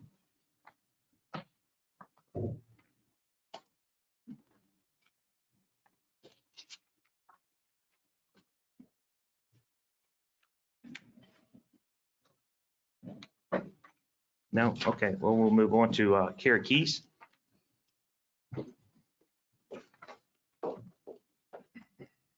Good morning. Good morning. Thanks for having me. And again, I asked the same question, and why would you like to be on the Jefferson County Planning Commission? So I've been a volunteer most of my life. I'm a resident of Jefferson County. I'm a president-elect of Shepherdstown Rotary. I think with my professional background, it makes sense for me to be on the Planning Commission. I am a certified general appraiser. I'm the only certified general appraiser that lives in Jefferson County. So I have experience dealing with commercial development, sustainable development, conservation easements, et cetera. I have a diverse background in zoning planning in 3 states, Virginia, Maryland, and West Virginia. So I think I have a lot of nuggets of knowledge where I could really bring forth. But I feel I'm a collaborator, so I feel like I would like to work with people, make things happen, but also protect our county. I truly care about Jefferson County. So. Can I ask a clarifying question? You said you were the only certified what? General, it's a designation for appraisers. It's the highest level of appraisers. There's residential appraisers, certified general. Right, I just wanted to clarify. Did you mean to say the only one that's applying for the planning commission or? The only one that lives in this county. In the entire industry? Yes. Oh, interesting. Okay. Does anybody else have any further questions? Yes. Kara. Yes, my question is, do you foresee any conflicts of interest between your business as an appraiser and what may come before you at the Planning Commission? Right. And that's a good question. So appraisers by trade, we are ethically bound to be unbiased. So anything we're involved with, we cannot personally be a part of. So if I'm engaged to do an appraisal of a property, I cannot have any ties to it, any perceived bias, any actual bias. So if something's brought before the Planning Commission that I'm actively working on, I would have to recuse myself. Okay. I don't foresee that being a typical thing. Usually that would be something I've already worked on, something where there's no longer a bias. Okay. All right. That was my next question. Is it, any past work, appraisals that you had done with that, but current projects? Yes. Yeah. Okay. Thank you for that clarification. Of course. All right, anybody else? Thank you. I did have a question. Noticed in your letter, you talked about working with other established counties on zoning and zoning procedures, redevelopment projects for commercial, agricultural, and conservation easements. Could you speak to that a little bit? Yeah, so I think one opportunity, and I think everyone here probably agrees a little bit, is we all want sustainable development in the county. I think we all want to see in some ways grow, but we also want to be smart about it. So one thing I love that Maryland does a great job with is every year develop projects of conservation easements. They have, like, for example, Frederick County.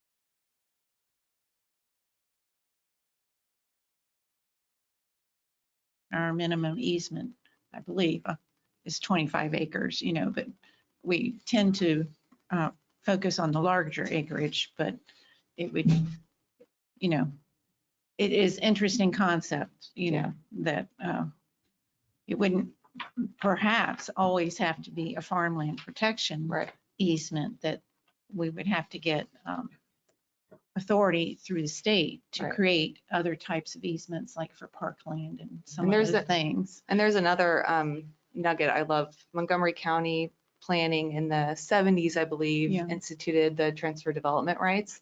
So they changed the zoning ordinance from every 5 acres you could develop as a farm owner, which was previously zoned RDT. It's now AR. And now it's every 25 acres. But what they did that was fair is they gave every farm owner every 5 acres an excess TDR, so they could still sell that TDR, which is a transfer development right, to pockets of development within the county, say Bethesda or a neighborhood, so they could have a higher density allotment. So developers would buy those excess TDRs that couldn't actually be developable on the farmland. So it's a win-win. And you just have to think that way. But I think sometimes you don't want to rework the system. If you see good ideas, consider that bringing them in here. Yeah, I'm somewhat familiar with TDRs. We wrestled with that when we were forming farmland protection at the state level and what direction to go. So, Cool. Awesome. Yeah, possibilities in the future. Yes. Cool. All right, anybody else? Thank you. Thank you. Thank you, guys. All right, next we're going to go to Robert Zawarka. Hi, can you hear me? Yes, sir.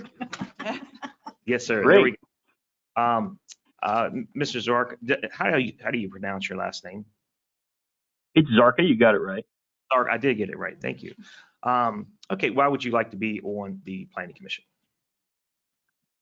Well, I'm a new resident. I just moved here to take a job at Shepherd University last summer, and Shepherd certainly likes us to be involved in the community, and I think this is just one way I can serve my new home.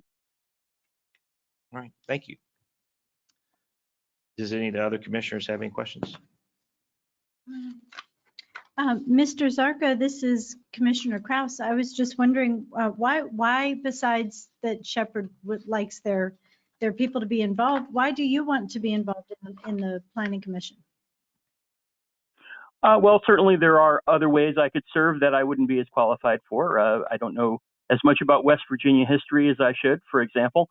But my own background, in addition to being an economist, I have a lot of background, for example, in telecommunications, having started an internet service provider back in the 90s when it was an adventure. And, so there are some areas like that where I think I might be able to contribute. Other areas that kind of tangential to the business of the commission, like energy, that I'm interested in professionally, and so also for me would be a learning experience. Okay, thank you. Hey, any further questions? Sure. Could you tell me about Zarka Networks? Do you own that? Well, yeah, and at this point, that's as you can imagine, having just completed a PhD and moved around the country to teach at different schools before finally settling here, that's a very small part-time business now. But as I said, I started an internet service provider back in the 90s and eventually transitioned that into a web hosting and design company. And Zarka Networks is more or less what's left of that, a bit of consulting. I host websites, email, help people with their DNS problems, that sort of thing.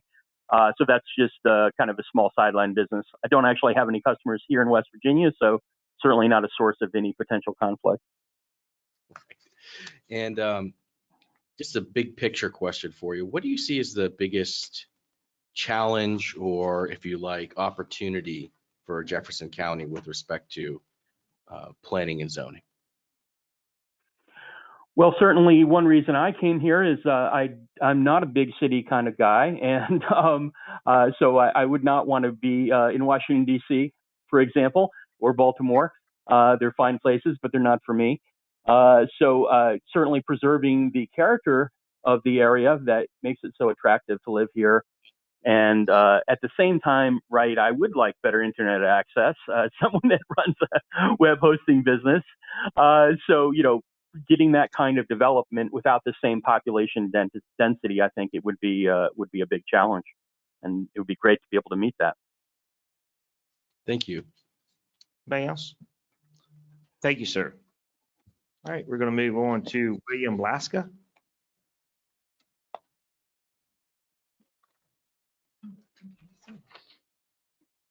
Good morning. Good morning. Good morning. Well, thank you very much for accepting my application, and let's see what happens. Yes, sir. So can you tell us why you would like to be on the planning commission?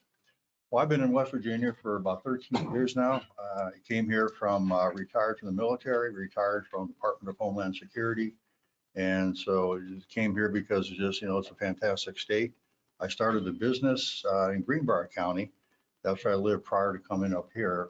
The business I had was a brewery, the Greenbrier Valley Brewing Company. If you drink beer, please buy some more of the beer. I do not own it anymore, but it's good beer. And so I'm familiar with a lot of things that go on with the bureaucracy and starting the business, working with PSD, working with DEP folks here in Charleston. And so I have a good understanding about that. And moving up to Jefferson County, we've been here for a year and a half. You know, West Virginia is a fantastic state, a little bit archaic in some of the rules and regulations, but I think it's a fantastic state. I know that you're going to have growth in the state. And I think that if you do it smartly and wisely, I think it's a good balance on what you're going to have. In Jefferson County, there's just so much history here. I've been taking courses on Shepherd about this for the past year and a half, and just learning about what's been going on here. I would not want to see a lot of that taken up by maybe development of sorts, unless it's done smartly. And one thing I look at, because of my previous careers, is that there's always unintended consequences from short-term decisions without looking at the long-term effect on it.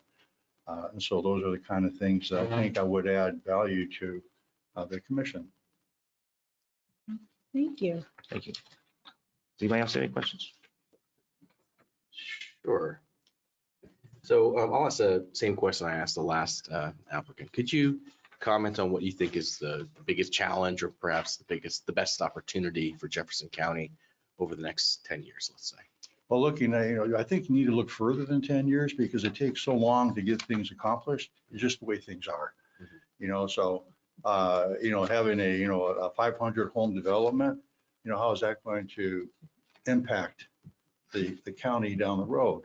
It's nice to have all those people, you know, to help support the tax base, which is always good. But you have to look at how is it going to disrupt the infrastructure?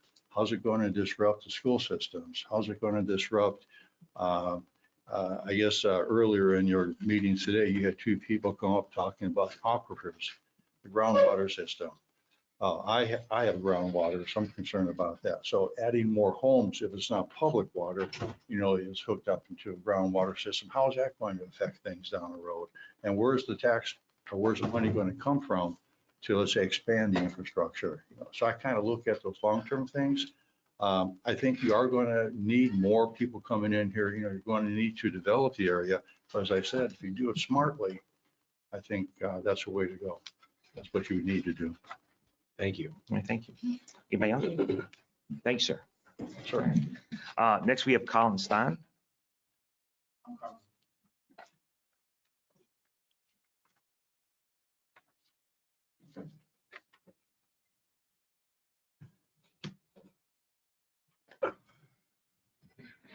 Can you tell us why you would like to be on the planning commission? Yes, I think the planning commission has a couple, is right now, so I went to the last public input for the planning commission.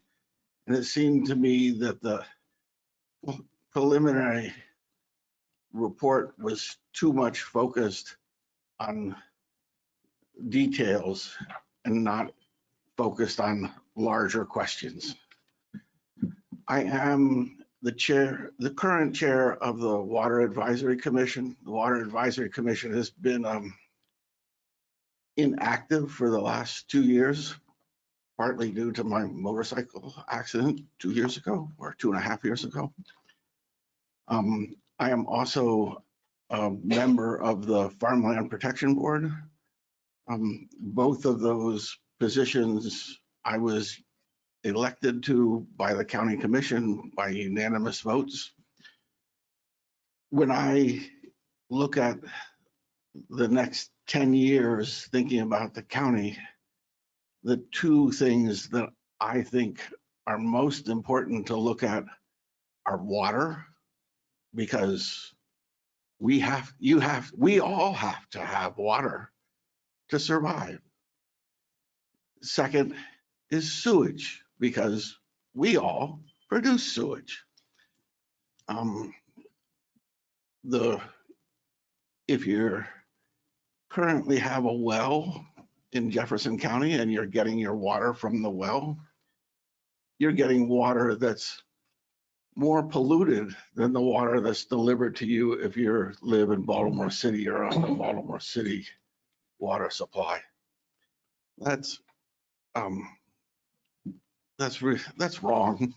We should at least be as good as them. Yeah, and so I think that it's important that the planning commission look at water issues and sewage issues, because if you don't have water, you can't do any development. You don't have proper sewage disposal, you're setting yourself up for the problems that many low-income countries have. I can say that honestly because up until my retirement last July 1st or June 30th, hard to tell which day it was, the third world country, my primary focus of my research was looking at diarrheal disease in third world countries. Is that relevant here? Right now, our sewage disposal mechanisms are adequate to stop large epidemic outbreaks of diarrheal disease. But the more sewage you've got, the more problem you've got.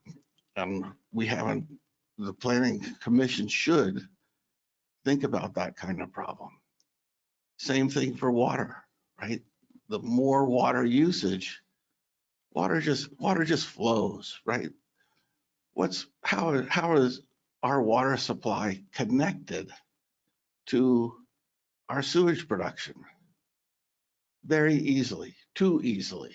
And in fact, that's the problem and why residents in Jefferson County, particularly in urban areas, so Charlestown, Branson, and area, anybody who's on a well is there. We see,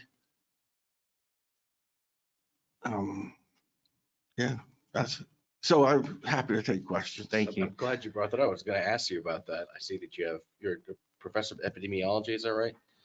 That's correct. With I was with the School of Medicine as a full professor, full tenured professor. I am still officially connected because I am an adjunct full professor now. Adjunct, that gives me IT services. So from the University of Maryland, I accept them. I still have an office there. Because I'm retired, I am also a visiting professor in the Department of Pediatrics at the University of Virginia in Charlottesville. I am a senior staff scientist at Hood College in Frederick. So yeah, I have an academic background. I was going to ask you, Dr. Stein, could you comment on effluent? I see that you're very interested in water issues. Could you comment on effluent and the water in Harpers Ferry District? Have you heard of this issue? And do you have any thoughts on that? So I don't know about the effluent issues in Harpers Ferry. So I have no comment. Okay, yep, great answer. Something we could look into. I mean, it's not the right answer, right? I should know something about Well, you're that. applying, you're not on the commission. There's a difference. That's all right. Does anybody else have anything else? Yeah, I just have a question. I'm just looking at your resume. So you have the business address listed as the farm in Shepherdstown? That's correct. And then you also have the business address in Baltimore. It shouldn't have a business address. There's a residential address in Baltimore. Okay. And the story, that was while I was fully employed at the University of Maryland, I would live in Baltimore for 5 days a week, and then I would come out here and work on my farm for 2 days a week. So do you Now- still live in Baltimore or? I'm sorry, Do you what? still, is that still your residential address? Is it Baltimore or? No, my residential address is now 7317 Flowing Springs Road, and not the Baltimore address. I have not yet sold the Baltimore house. My wife and I are selling that house. We have identified the buyer. You know, it's Yeah, I'm general legal nonsense, and it all takes time. Wait, The yeah, 7317 Flowing Springs Road is, so you don't have to explain all, I'm just, I think we have a clear picture. You Yeah. live at the farm now permanently, sounds like. yes, and I've lived at the farm permanently since COVID restrictions went in effect in March 2021. Okay. It's yeah, I'm just trying to. having to establish that you're catch a the resident of the paperwork county. up to what the reality is I think we understand. it takes some time. Does anyone else have any further questions? Thank you, Mr. Stein. Thank you. All right, that concludes our interviews for the planning commission. I'll open up the floor for nominations. If anybody wants to nominate anybody. I'm going to nominate Kara Keys. Eric Keys. So there are 2 seats, correct? Yes, ma'am. 2 seats. This is just for nominations, then we'll vote on the nominations right now. All right. Are we Can I doing make one at a 2? time? Are we Yes, doing one at a yes, time? you can throw out as many as you want. Okay. Or you Yeah, can, each commissioner can nominate up to 2 people, I guess is what I'm saying. Okay. So, I would like to nominate David Baker, and I would also like to nominate Mr. William Laska. okay. Anybody else?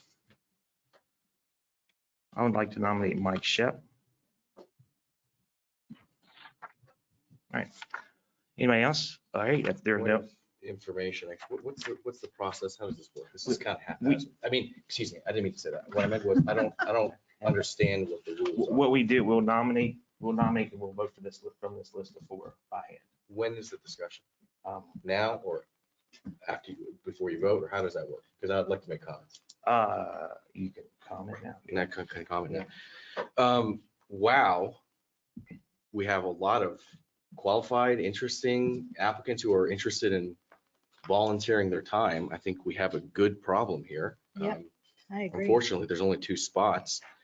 What I'd like to do is to just informally note, since I know some of the planning commissioners are going to watch this, that informally note that maybe the planning commission should think about bringing on people in some sort of capacity, those who don't, who are not able, who we are not able to squeeze into the limited 2 seats. Perhaps we can find ways for them to participate, volunteer, bring their expertise, their knowledge. There was a discussion of subcommittees earlier today. Is there a role for people to volunteer on subcommittees? I don't know. I don't have the answers now, but when you have this many people who are volunteering their time and are clearly capable and bring a diverse set of viewpoints, I think we should try and take advantage of that. I agree. We do have a lot of good, very, very well qualified applicants. All right. Yes. So we have four folks that are nominated. If there's no objections, the nominations are closed and we'll proceed to vote. Each commissioner can vote up for 2 people. I prefer to do it by hand so we don't mess it up. So all in favor, showing by hand for in favor of Kara Keys, please raise your hand. 3. It's 3. For David Baker, please raise your hand. 1. For William Laska, please raise your hand. 2.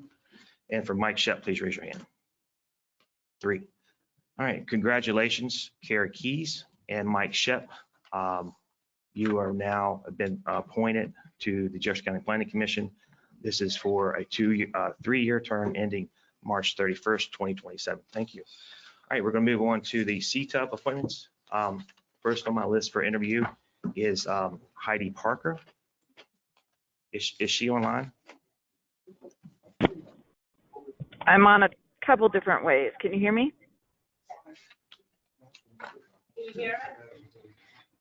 Can you hear me? Yes, ma'am, we can hear you. Okay, I'm on my phone and also on the computer, so I don't know which one to. Well, we can hear you and we don't hear any background noise, so you're fine. So I'll just go ahead. Okay. All right. I want to serve on the CTUB board. Well, I'd like to continue serving. I've been on the CTUB board for the last year. I am a resident of Jefferson County and also a former public service district ratepayer. And I've included a copy of my most recent bill to everybody's email this morning to prove that I am in fact a ratepayer. So why do I want to do it? I'd like to continue. I'd like to see that as we grow, that we do so in a way that protects ratepayers from that future growth rate impact. All right, thank you. Does anybody else have any questions? All right. Ms. Parker, this is Commissioner Kraus. I just wanted to say thank you for serving. I know that that's a thankless thing, and I just wanted to be one to thank you for that. I appreciate that. I know I voted for consolidation of rates, which fulfilled the Public Service Commission order when we consolidated utilities. And I'm also currently hoping, and I've been trying to get capacity improvement fees reevaluated so that we're matching the increase in cost of living and cost of building things. So those are things I'd like to see continue. All right, thank you. All right, well, we're going to move on to Pete Cubic. Is he online by any chance? I don't see him in the room.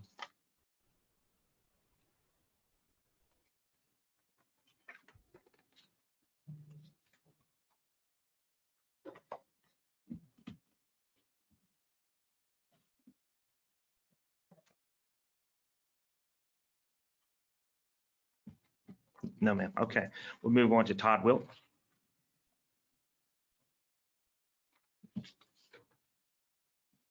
Good morning. Good morning. How are you? Good. Good. Could you tell us why you would like to be on CTUB? Sure. So first of all, I think I'm well qualified. My experience, both with the city of Charlestown, the city of Branson, specifically my 9 years in Charlestown, I worked very closely with staff and, the inner workings of the utility board, very familiar with, the financial process and the steps they need to go through. to get, funding for different projects, so on and so forth. Recently moved back to Harpers Ferry, have grown up and lived here my entire life. So recently moved back, live in the Glen Haven subdivision.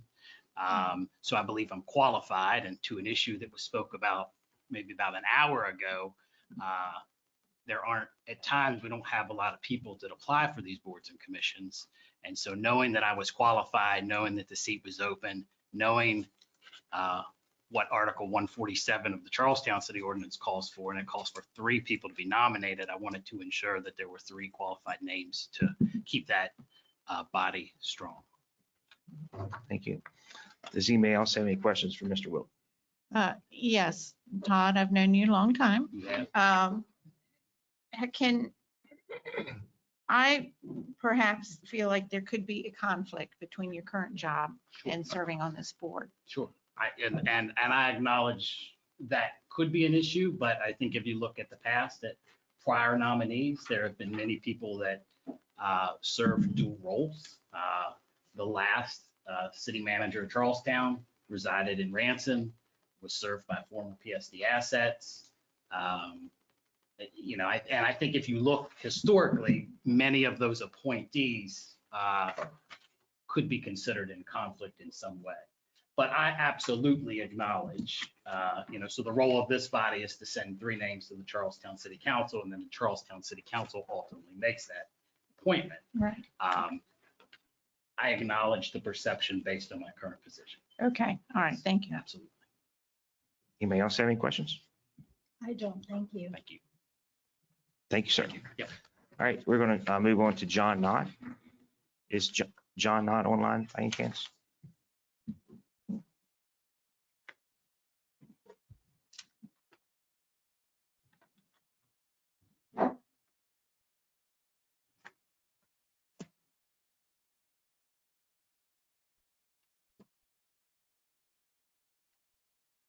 Nope. All right. Well, I will open up the floor for nominations. So I just wanted to let you know that I confirmed that all members are ratepayers within the old PSD. And I wanted to follow up. I reached out to Pete Kubik to find out his residency, and he says he's a resident of Jefferson County. He just has a model home in Berkeley County. I wonder why he told me he lived there then. I don't know, but that's what I just got back from him Okay, twice. well, that's all nice and good, but I would like to nominate Heidi Parker, please. Okay. Should we advance this nomination at this point? We're supposed to submit 3 Right. names. There's 2 people that haven't been here to interview. No, sir, you have to apply. You have to be a ratepayer too, so sorry. So because I live on a farm, I don't use public services, I can't. No, sir. No, sir. All right.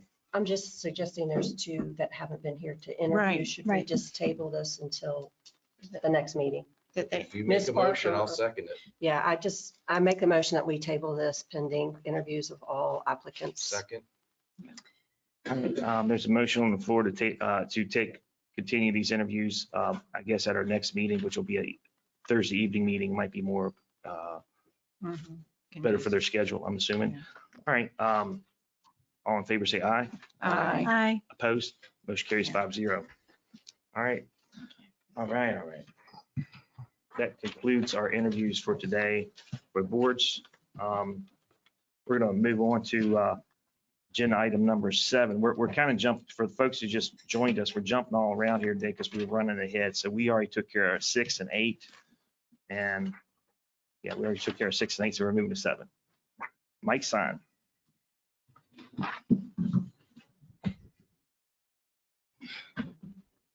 Good morning. Good morning. Just 2 items today. The first is approval of a promotion. We have a vacancy for lieutenant, a qualified candidate from our list, Miss Brittany McLaughlin. We have promoted her and just need to get the formal approval from you guys. I have the motion. She's going to promote, she is a full-time employee, Brittany McLaughlin, going from a firefighter paramedic 4, which is what a fill-in They fill in lieutenant positions, basically the highest rank as a paramedic below the lieutenant. So she was serving that role. So she's going to move to a lieutenant. Her new pay rate will increase to $31.84 per hour, and that's effective 3/24/24. Okay. I was just gonna say, it's 3184. 3184, Okay, yes. up here, Did I? it says 3182, so I just wanted to Yeah. be clear. Yeah. You see it in the bottom. Yeah, I see it. Right. Under the recommended motion, it says 84, but up under, funding, salary, Great. hourly amount, it says 3182. I don't have the documents in front of me to verify the exact sense. So how should we move forward with that? I think we can move forward. We're just making a note in the motion that after verification of the 2 cent, the 2 cents. Okay. And there's hold on one second. Bessie's, That would be. that'd be great. Yes. Thank you. Bessie's going to check on it. So we'll move on to your next item. We'll come back, make sure we get the right. All right, we'll see. And she's fast too. She's had 3 cups of Yeah, well, coffee today, so. it also varies depending on their years of service and such. So Sure. if she gets to the pay table, we'll see. All right. Okay, the next item is, this is related to the transition and projects that we have ongoing. We're trying to finish up. One of the things through the transition, our lieutenants, they currently are part of the crew. They're a crew member on an ambulance. So we identified that we really need to get them out into the field as a true field supervisor and back into a rapid response vehicle. So we had budgeted 4 new positions to replace those guys. We have hired those people. They are in training. One of them is completed. So we have 3 that are finalizing their orientation and onboarding. And the plan is to bring the lieutenants to the main office on 16th Avenue, and that will be their home base. They will need an office space there to do their clerical duties, and they will be a field responder, of course, running in the rapid response unit. They will be a field supervisor to help with utilization of equipment and resources, so that we're using the proper amount of resources out in the field, doing station checks, all the things that a supervisor should be doing for their shift. As you know, the building originally was built with 2 bunk rooms, and it housed individuals, and we ran units out of that station. Over time, when we made changes to the system and moved people out into stations, we stopped responding from that station, and those rooms were reutilized. The former men's bunk room is our supply room, and the former female bunk room is Captain Horn's office. So in order to bring the lieutenant into the office, they'll need a sleeping quarters because that will be their 24-hour station. We want them there to be able to have the interaction with senior supervisors and access to the supplies and narcotics, drugs to get out to the field for personnel if they use them and they need them. So we need to bring the female bunk room back into service, which means we need to relocate Captain Horn. We had a plan to utilize part of our conference room originally. That was prior to finding out that the EMS fee office was coming to our facility. So the EMS fee office occupies our conference room. So that kind of changed plans. So really we're looking to do an internal renovation construction. The space that was the old lounge, I provided a map there, is currently used as a multi-purpose room. They do supply stuff in there. We do some small training if the main training room's in use. So that's kind of a multi-purpose space. Looking to bump that out and build 2 offices, extend the main hallway straight through to the bay. And then through building these 2 offices, we're going to be able to create a new conference room that will be a private space that will be part of the kitchen. So it could be used as a kitchen area, also as a private conference room, which we don't have now. Right. So multiple things there. I do have county fleet and facilities. I've talked to Laura. The guys have come out and looked at the space. They're going to be able to do the project. And she estimated supplies for the project would be $11,500. At the time of the agenda request, I did not have the list of additional things we would need, like to re-outfit the bunk room with beds, recliner, the assorted things. The new office for lieutenant, we would need a desk and a computer. So Captain Lyons had got me this, and our office is closed today due to utility construction, so I didn't bring copies, but I can provide copies. So additional expenses related to that, to furnishing and outfitting this space would be roughly $15,520. So we're looking at $27,020. And these are mainly estimates, so that's not actually, it could be, I would think maybe 10% overages, or Captain Lyons went online and got most of the prices for the incidental items. So looking for approval, we have $150,000 that was budgeted in our budget this year for capital expenses that MK had put in there. And we have not used any of that and made any capital purchases out of that. So there is funding in there that we can use. And I've also checked with Bessie to make sure the finances looked fine on that end. And there is still unencumbered ARPA balance as well. So however we wanted to fund that. So you're saying with everything billed out, it's like you're saying 27,000 roughly. Yeah. And you have $150,000 budgeted in this line item for expenditures, I think. For capital expenses. For capital, yes. Okay. Well, I'll go ahead and just because it's an estimate, I'll move a motion to allow the ESA to do an interior construction and renovation and buy materials for that are incidentals up to $30,000. Give you a buffer there just in case. Or the ESA building located. I'll put that in my motion. What address? What's your address? 419 16th Avenue, Ransom. 419 16th Avenue, Ransom. Thank you. I second, and that actually was my question. Were you trying to take that out of the 150 for capital? That's what it's in there for. So okay. We have not used anything just to try to, I guess, basically pad our budget so it was there in case we had overages, but at this point we have not used it for anything. Yes, sir. So I feel it's a priority that we need to do to utilize the building, at least for the short term. We have other things we talked about during the budget process, but that's a whole nother direction. Okay, thank you. Okay, I have some questions. So I want to make sure I understand what you're saying. So you're pulling the lieutenants out of the stations and bringing them to Station 11 in Ransom, the main office. So there'll be more of administrative positions from the main office. They will be a responder, a field supervisor that responds from the main office. They'll be able to do their clerical and office work from our office and have interaction with the senior staff. And they'll respond from there to assist crews if they need an extra paramedic, if there's large incidents so that they need to assist. They'll run one of the rapid response vehicles from Station 11. Okay, so that brings me to they're not able to do their administrative work from the stations now? They can, but it's very difficult. We're looking to expand what they should be doing that we have to do a little bit now because they're tied to a truck. Meeting up and interviewing personnel over personnel matters. It's difficult for them to get out to other stations because they are committed to the unit they are in currently. So being a true field supervisor, they should have an office to do their clerical stuff. If they need to meet with someone, they have projects that they're working on. They won't be in that office 8 to 5 working in the office, but they will have an office space to do that type of work. They will have their sleeping quarters there, and that would just be their response station from there. Okay.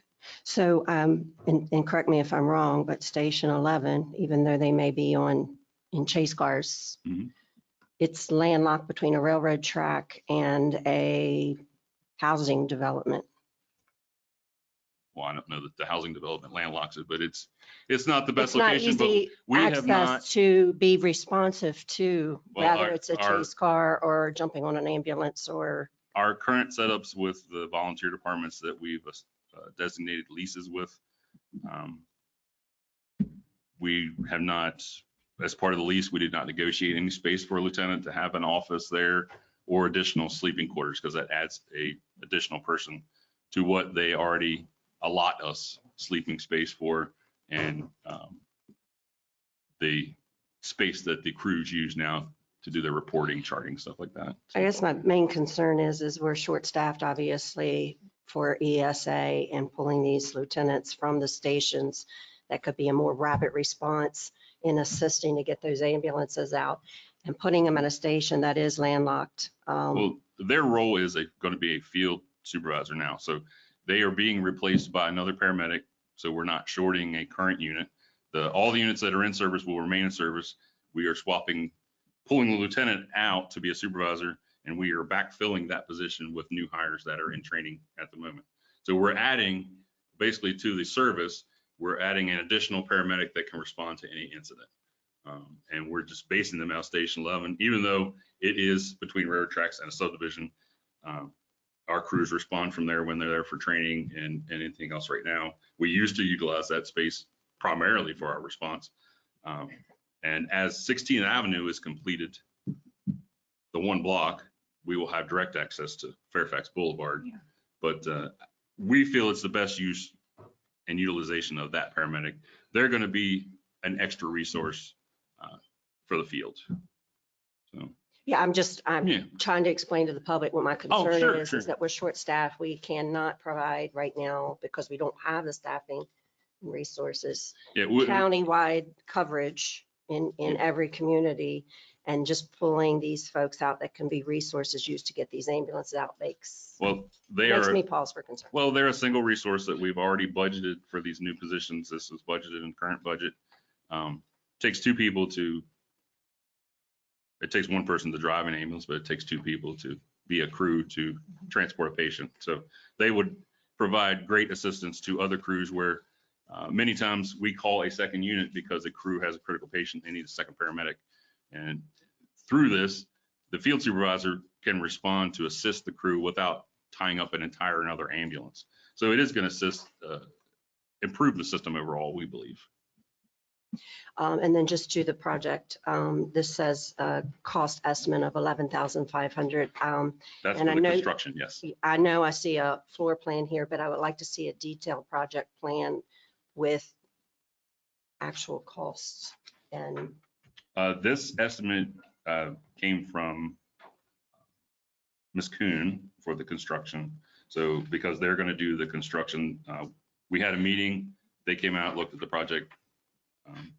At that time, I haven't heard, that we needed to do anything additional. So yeah, I just would like to know what makes up that cost of $11,500. The details of what makes up that. Like I said, I can see the floor plan, but what's in that estimated cost?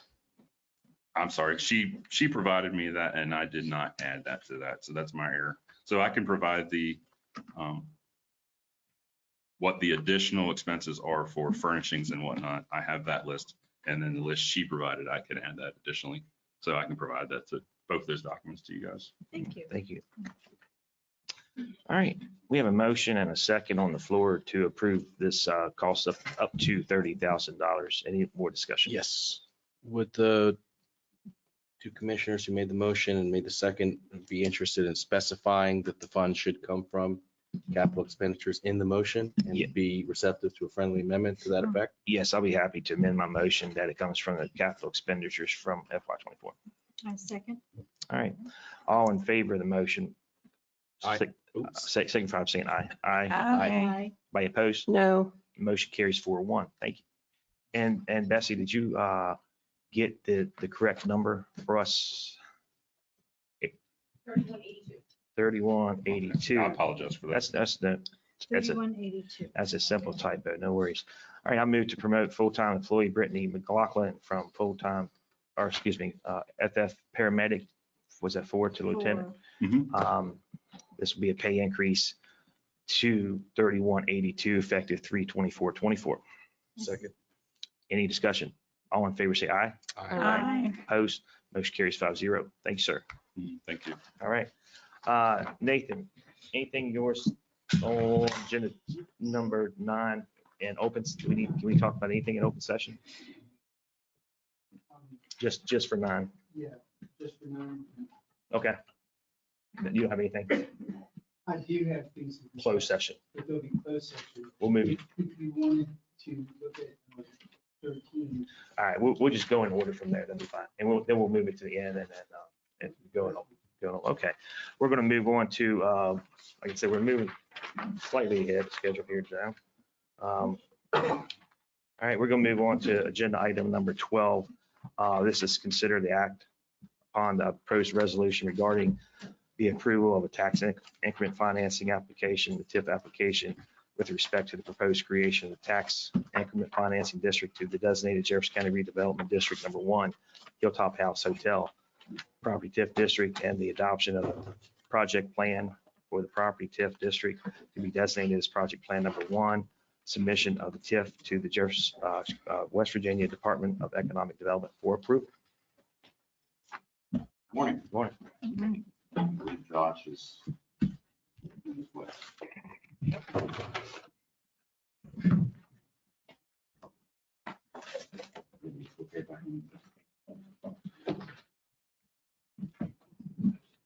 Thank you.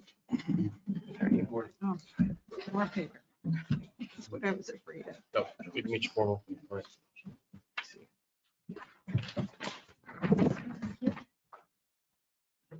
Thank you.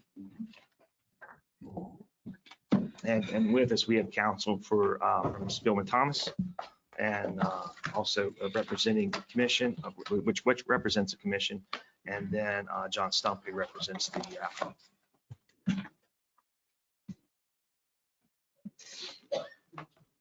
And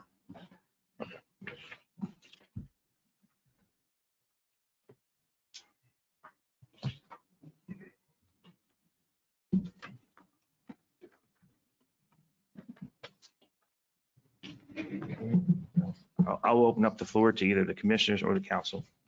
If you want to have any Are questions. we waiting for a presentation or we're going straight into it? Go right ahead. Okay.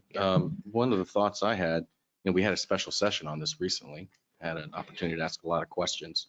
I'm glad we did that. I thought we got good answers to those questions. At this point, I think we ought to move forward in the process. Of course, if we submit an application, it's not binding. There's a vote that comes back to the commission after that process at the state level. We need to update the numbers of the base assessed value. I think that's something we discussed during the special session. My thought is, I'm concerned that if we delay this application, we would risk losing funding for public benefits like an underground parking garage and green space. The project was going to continue regardless, but without a TIF, these public benefits could be lost. And if people don't like a TIF, that's fine. We could just vote no if you want to vote no after we update the numbers. But there's nothing wrong with moving forward with the process now. And that way we can at least agree to proceed in a timely manner. So I want a point of order. Is it a public hearing or a continuation of the workshop, or what exactly is this? There's no name on here. Is this a continuation of the public hearing from previously, or what are, I'm just point of order of, there's the name on here for this agenda request is old business. It is, we had a public hearing back in, I believe, August. Does that sound right? Yes, sir. And then from that public hearing, the outcome of that public hearing was for us to hire counsel to look over this TIF. We have since hired counsel with Spillman Thomas. And now we had a workshop last week with our counsel, for the lack of a better word. And now we are here to discuss this. And certainly it's an old business item from dating back from August. So, go ahead. May I offer a couple of comments, Commissioner? So you have before you, what I handed out is an application that has been updated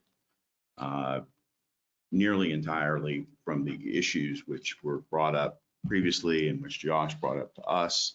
For example, we have the certified base assessed value in here now. We've also addressed concerns that I understand existed regarding the Board of Education being, if they were negatively impacted, with language that's in attachment 15 that says, it's towards the back. It's kind of hard to find, and I'm sorry, I didn't have any Post-it notes in my briefcase, but basically I've highlighted it. It's about 8 pages from the back. It says funds from the TIF district will be used to reimburse the Board of Education for any funds lost by the BOE as a result of the creation of the TIF districts, which the BOE demonstrates are not reimbursed to the BOE through the school aid formula. So in other words, if tax increment financing, because of the school aid formula, does not, in my opinion, negatively impact the Board of Education. However, the Board of Education can demonstrate otherwise, then we'll take money out of the TIF district and make them whole. Okay. Okay?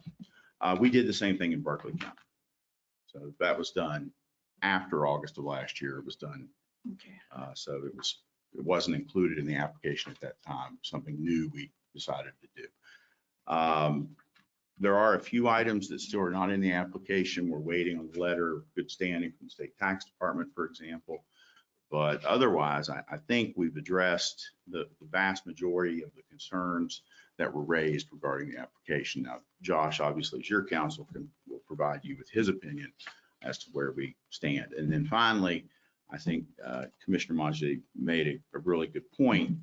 This is not the final act here. This is merely a step down the road. This authorizes, if you vote to approve the application today and to submit it to the development office, or excuse me, the Department of Economic Development, they have 60 days to either approve or deny the application. And then at that point, if they approve it, we would come back to you with an order to create the TIF district. So that would be the last approval to create the TIF district and the project plan. The issuance of the bonds requires a separate action by the county commission. So before any bonds would be issued, there will be 2 more commission meetings at which action will be required. So that again, it's another step down the path. I'm just going to say, I still stand behind. I think we need to schedule another public hearing. I think there needs to be full disclosure and a completed application. There was lots of incomplete information in this. I think it would be irresponsible and reckless for this commission to advance this without having a completed application information and have the public's involvement to make comment with full disclosure and in the effort of transparency, all information pertaining to this. So the public's fully aware of what's being asked of them as us as a body on this. There's a lot of what ifs, nearlies, a lot of uncertainty with this application right now. And I think it would be irresponsible not to make sure it's thorough and fully disclosed to the public. I know the information the public received at the workshop, which was kind of hastily scheduled, lacked a lot. It was not the same information we received. And I think the public should have a full picture of what's being asked of this county and the residents. So I think this begs for another public hearing with community and public involvement and fully disclosing everything in the application to make sure it is accurate and complete.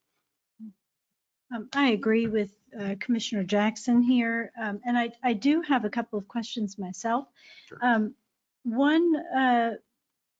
One question is Ms. Amansky, I hope I'm pronouncing that correctly. You mentioned that Hilltop would be receiving federal funds for this project. Can you explain that? Who, where? This was something last. Our tax incentives are the only public funds. Okay. I have also seen 3 different numbers, one for 22 million, one for 25 million, and another for 30 million. Where are we with that now? Well, the 30 million number is a not to exceed number. Mm-hmm. So we don't know exactly where that'll be. When this application was prepared in 2023 and submitted to the county commission, we had a base assessed value that was established at that time, was included in the application. And we had, as Commissioner Stauffer said, we had the public hearing in August of last year. Construction prices have changed. we don't know. Interest rates have changed. So that's why we use a not to exceed amount. So it's not to exceed $30 million. Now, importantly, so that everybody in the public who's watching or in the room understands, I know the commission understands this, these bonds are payable solely from the increase in incremental taxes within the TIF district. The TIF district is comprised solely of properties that are owned by the developer and are part of the hotel project. So they're not an obligation of the county in any way, shape, or form of the county's revenues or of anybody else's taxes. And the developer bears the sole risk of the project failing. So it is a, to your point, we can't know what the exact amount of the bonds is because the interest rate moves daily. And that's why the construction estimates are as valid as any construction estimate is. They move daily too. So, but that's why the number's different in some places. Thank you. I appreciate that. Sure. Another question is, and this is before my time, so I'm going back a little ways here, a bit. You originally stated that, or I should say Swan originally stated that they would fully finance the project with their own funds, but now they're asking for the TIF, or I should say you're asking for the TIF. What changed there? Well, probably the passage of time. Because as long as I've been involved, and I wasn't involved at the very early stages, as long as I've been involved, the tax increment financing has been, that's something they were going to ask for. It's always been part of the capital stack. So I'm not questioning what you're saying. I'm just saying that wasn't around then. But my strong inclination is that the project started, I believe they purchased the property in 2008. I think it was. Yes. Yeah. So 17 years of inflation has had a significant impact. In the last 3 years, we've seen enormous impacts in construction costs. So the project has gone up in cost significantly. And that's where the budget is today. And as I said the last time I was here, I think I'm not a hotelier, but you're building 120, 130 rooms and a $145 million project. Those are tough numbers. So that's why the incentives are necessary in order for the project to come to fruition. Okay. I also learned that originally it was stated that the Hilltop House would not offer public parking, and now you're saying that they will? Yes, they will. I don't know when it was ever said they wouldn't offer public parking, because as long as I've been involved and we've contemplated paying for the parking garage for the TIF, it has to be open to the public. So it will absolutely be open to the public for parking, as will the overlook. Okay, I'm looking at a document that says, and it's highlighted, there will not be any public parking available at the Hilltop. That seems to be, I think, from 2018. I might be mistaken about that. You say 2018? 2018, yes. That was 6 years ago. I'm aware of Okay. the time. Thank you, sir. That's not my question. My question is, you said that there would not be, and now we're saying that there will be. I don't know what the document is you're referring to. Again, I'm not questioning if that's what it says. I can tell you, since I've been involved, the intention has always been to have public parking, because when you pay for it with tax increment financing, you have to. And that's a requirement of the Department of Economic Development as well. And it's stated in the application, I believe, that it's open to the public. I just need to say this one more time, and no disrespect is intended. Please don't take it that way. This is business. The owners of this company are extremely wealthy. I don't know why they're coming to our county and asking for tax breaks. I don't get it. They Well, seem to have a lot of money to donate to a lot of political campaigns, none of them here, but, but they can't fund their own project. And I that we have businesses around who would love some help that we're not offering any help to. So I can't see why it would be, wonderful for us to do this for one and not for the others. Well, it's a policy decision for the county commission, right? Mhm. I mean, it's entirely within your all's purview. Yes, sir. From the perspective of the developers, you still have to make ROI. You still have to make a return on your investment. And again, 130 room hotel, which has been negotiated with the town of Harpers Ferry as to how it's going to look, what's going to be included, the number of rooms. You're talking, I mean, I believe that Swan is talking about building an asset that frankly will be very valuable to the county, but you couldn't justify it given the cash flow off of the hotel. Now, could they build something smaller? I mean, put in a Radisson? I don't know. But that's, you're talking about a destination hotel that won't occur without the incentives. The real property TIF, pursuant to the terms of development office approval, the sales tax TIF is necessary to do the sales tax TIF. Okay. And I'm just, if I may, I just want to make it clear, I have no problem with this idea. I think it's a great idea. I would love to have it here. I'm just struggling with this aspect of it, this way of funding it. That's my concern. You mentioned that it might be a smaller project. My guess, and nobody's ever been good at being fortune teller, but I'll give it a shot anyway. My guess is that it would not be a smaller project, but it will be a lower quality project. And that's what I'm concerned about. And that's what I raised at the beginning. There have been points negotiated by the town of Harpers Ferry over years that are for the public benefit, such as an underground parking garage with ingress and egress. And it's such as open green space that the folks that are on that council have said on the record would be beautiful. And I'm concerned that we're going to lose those points if we don't move forward with the process. And again, we don't have to approve the project today. We can't approve the project today. This is about submitting an application. So accordingly, I move to approve the resolution regarding the property tax increment financing application to officially submit a complete TIF application to the West Virginia Department of Economic Development with updated figures for the base assessed value. So to clarify, this motion does not approve the district and does not issue bonds. We're talking about submitting an application. I'll second that. Any discussion? Go ahead, Jane. Yeah. I know you've been waiting to ask the Yeah. question. And these are just things that come to me, especially when I'm trying to explain this to our other citizens. And I'm not really good at explaining it right now, so I want to make sure I understand everything. When will this tax, if this project goes forward as anticipated, when will the tax start being collected?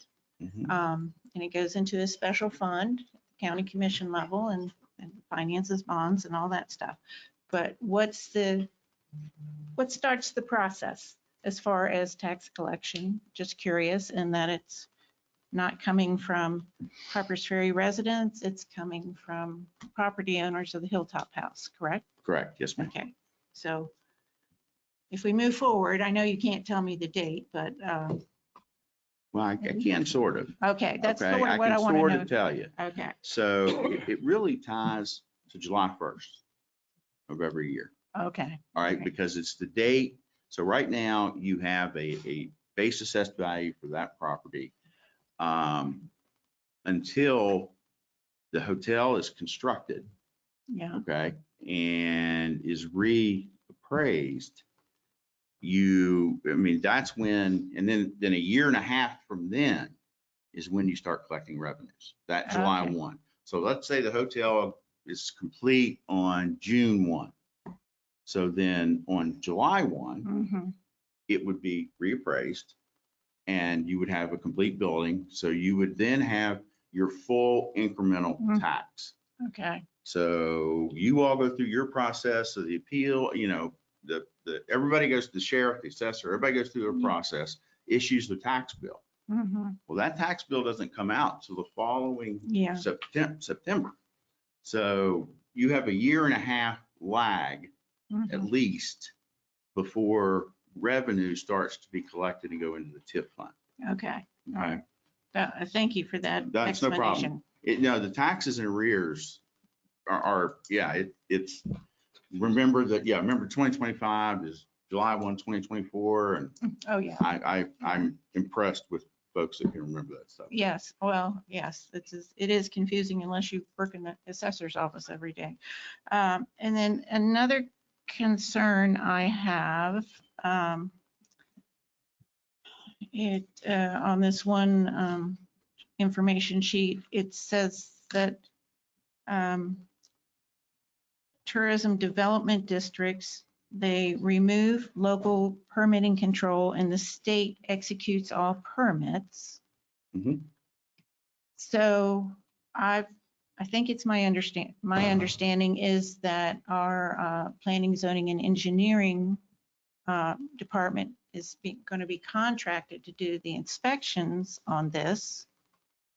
So who has the authority to say you're not building this right when it seems the state executes all the permits? So, where is the authority for our department to, set standards? Right.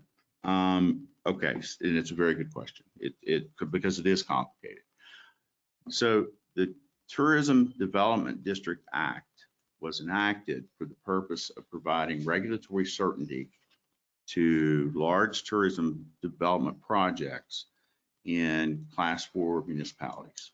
Okay. So in smaller municipalities, and I represent a lot of them,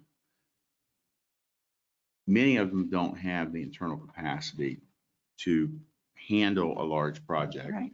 and would welcome the opportunity to use this act. Because what the act does is there's a tourism development district agreement that SWAN has entered into with the Western Development Office that provides that the project shall follow the state building codes. Okay, that were in effect as of the date the Tourism Development District Agreement was signed. Okay. It also provides some other codes that are related to things like dark skies that aren't in the state building code. Right. So the state, the Department of Economic Development, has contracted with the Jefferson County Planning and Zoning folks, and that contract is being paid for by SWAN. They cut a check to the development office for that purpose, and your folks are reviewing the plans and specs that SWAN presents for the construction based upon the state building codes. And then they're issuing, they being the planning and zoning, then they're doing an administrative review for the development office. Now, before the plans and specs are even submitted to the development office, SWAN has their engineering team, of course, engineering and architects. They also have a third-party reviewer, which is another design firm that they pay for, that issues a certificate to the development office saying the plans and specs are designed to their standards. So you have really 3 levels of review. You have SWAN's own design folks. You have then the third-party reviewer issuing a letter to the development office, and then you have your planning and zoning folks. Now, as far as inspections go, okay, so the inspection is going to be done by a third-party inspector. Okay. Okay, it's not going to be done through Jefferson Planning and Zoning because it's a huge project. Right. But there will be a third-party inspector who will ensure that the project is built to the standards that were agreed to, state building codes, and will report to the development office on that process. Okay. So, And Swan pays for that as well. well, give me an example of what type of firm or personnel would be a third-party inspector. I'm guessing it'll be an engineering or architectural firm. Okay. all There right. are firms that do this. This is not, Okay. this is Well, not I a, realize that. Yeah, right. yeah, In I'm- commercial loan transactions, it's very common Okay. to have a third-party inspector. Okay. All right. All right. I have some more. Go ahead. Yes, I think So we have a list of incomplete and missing information with the application. I think the burden of supplying that documentation, a completed application, falls on the developer. And it's our job of our attorney to advise us legally, in his opinion, to the commission, if this application's been completed. And it hasn't been completed. He raised issues. Secondly, correct me if I'm wrong, TIFs are used to bring industry to underserved areas where they otherwise don't exist. We have hotels and restaurants, and we have what I consider a destination hotel with the Bavarian Inn in Shepherdstown, who didn't ask for a TIF in order to build their property or bring tourism to the county. My other issue is, where else in the country has there been a TIF for a destination hotel to be built?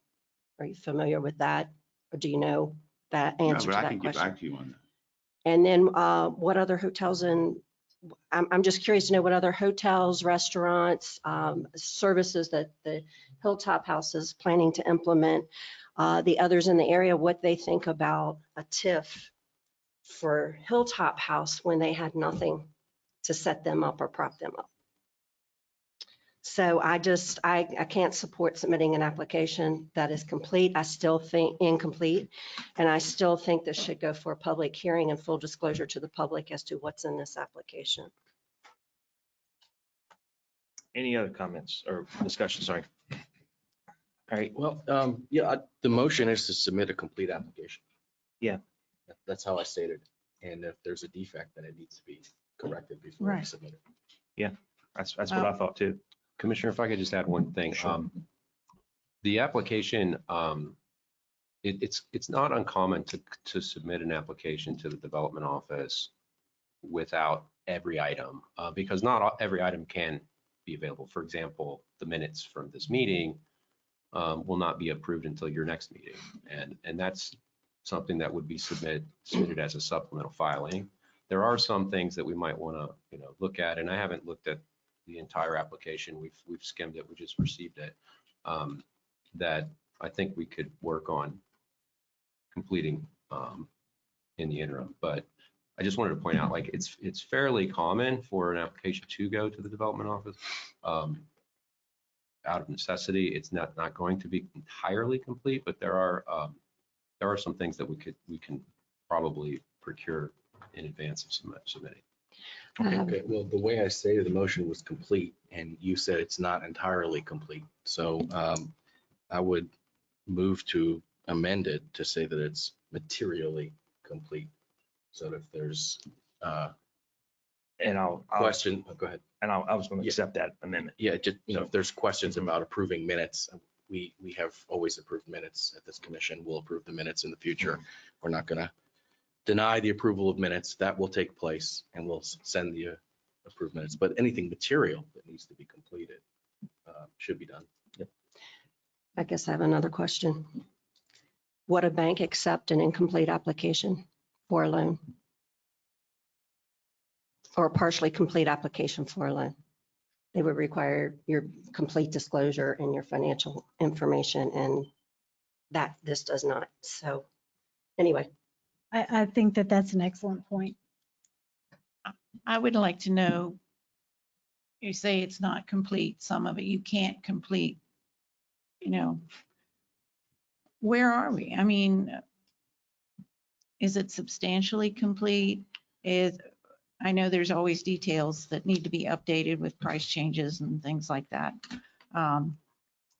So Commissioner, I have not fully read it, the entire application. I just got it. But I think it might be appropriate for the commission to consider directing your council to work with Developers Council to complete the application and identify any. If you do decide, again, you got to approve the motion. But if you do approve it, it would be prudent, in my opinion, to have our office work with Developers Council to identify any missing or incomplete items and make sure those are completed in advance of submitting. Yeah, I think it's fine left unsaid because we have staff to do these things and he's our staff, but let's make it explicit, right? Yes, right. So I move to amend the motion to add the phrase after the word complete with consultation with the county attorney. I think that I think that what our council is suggesting is that he is the one who You said county attorney. reviews it. I think it would be him. And not what me. is your title, sir, officially? My name's Josh Gerald. I'm an attorney with the law firm of Spillman, Thomas and Battle. Okay. Because How he's, should I refer to? Outside counsel. yeah, because he was hired specifically because of his expertise in this issue. Okay. And that's why he's here. So please allow me to restate the amendment with consultation with outside counsel hired by the county commission. And I will second that amendment. Any further discussion? Would you like me to read the whole thing? Yeah, I was going to ask Please for a do. restated Please do. motion. Yeah, you have it memorized, right? Of course. I move to approve the resolution regarding the property tax increment financing application to officially submit a materially complete with consultation with outside counsel hired by the county commission TIF application to the West Virginia Department of Economic Development with updated figures for the base assessed value. I second that. All right, just to be clear. All right, all in favor, say aye. Aye. Opposed? No. No. Motion passes 3-2. Thank you. All right, we're gonna move on to, yes, you're presenting 13, correct? All right. Yes, I'm discussing that with you. Hold on, I need to find it.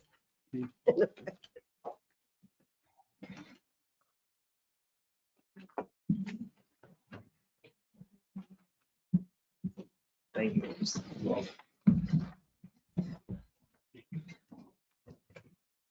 We're on number 11 or? Where it looks like that's, oh, yeah, no, 11's at 1:30. This is Jenny Brockman's. Jenny Brockman is actually not available today. I'll just be No, taking her that's place to Oh, take okay. down. Yes. That's Jenny, you look very good. Jenny. Jenny. All right, so we have before us Luke. All right, Nathan, go right ahead. Yes, so I was tasked to review the bylaws that have been proposed, the revisions proposed to the, regarding the planning commission bylaws, I guess I would say it like that. Generally, the concerns seem to be some issues regarding notice. And I heard one issue that was raised about giving a version number, which is not a bad idea. But I think that to address just a couple of those issues, I'll just go down and address what I saw. It would be good if this was dated in the final form as to what date that it was enacted. And I think that's a good idea. There are a couple of changes that I would make. For example, at the bottom of the first page, when it's talking about committees, it's talking about notices for all committees shall be in writing, will include the date, time, and place, as well as the purpose of the meeting. I'm just kind of skipping over a couple words here.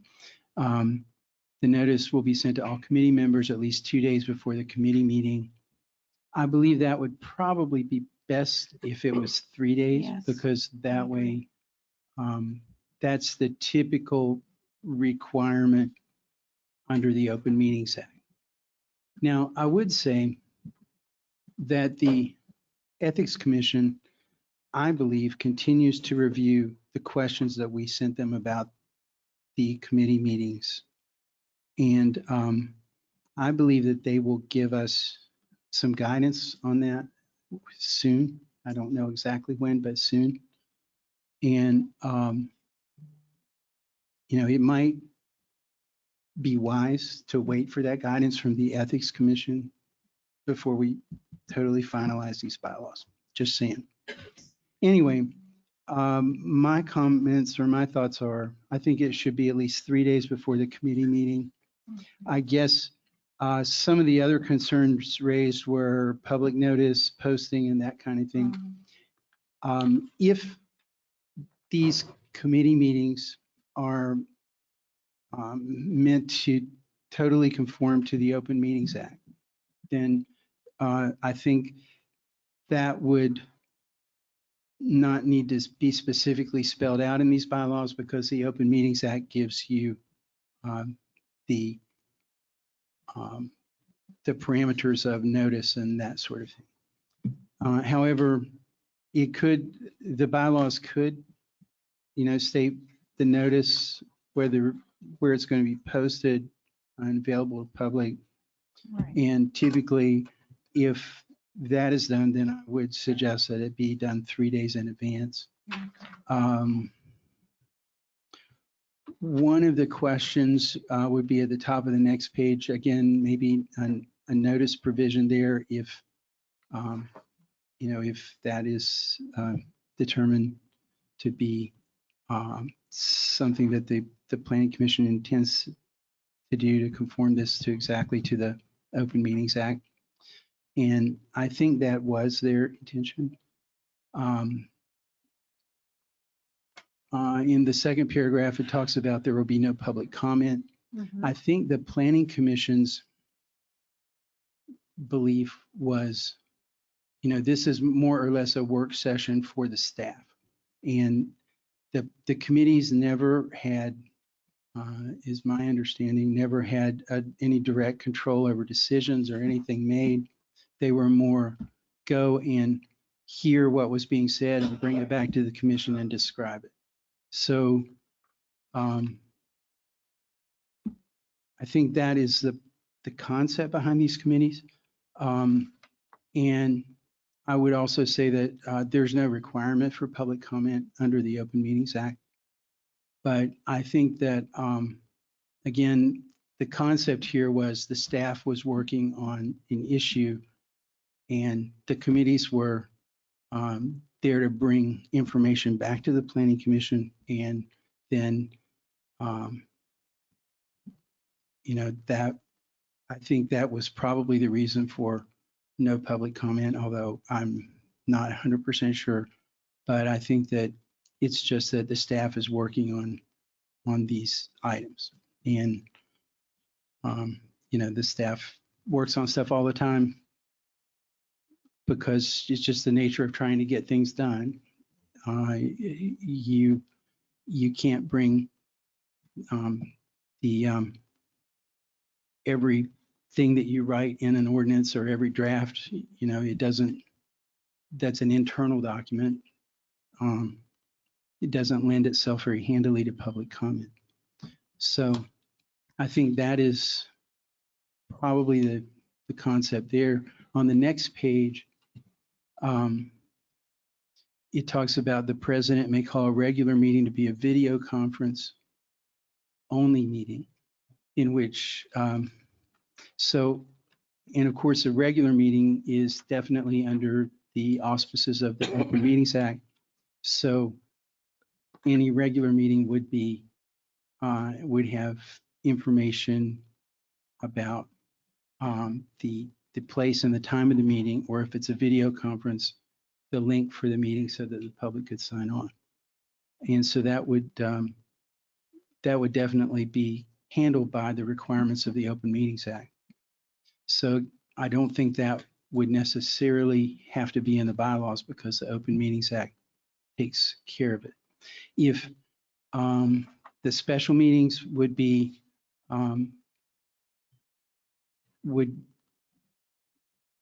again, if the special meetings are intended to be under the full auspices of the Open Meetings Act, then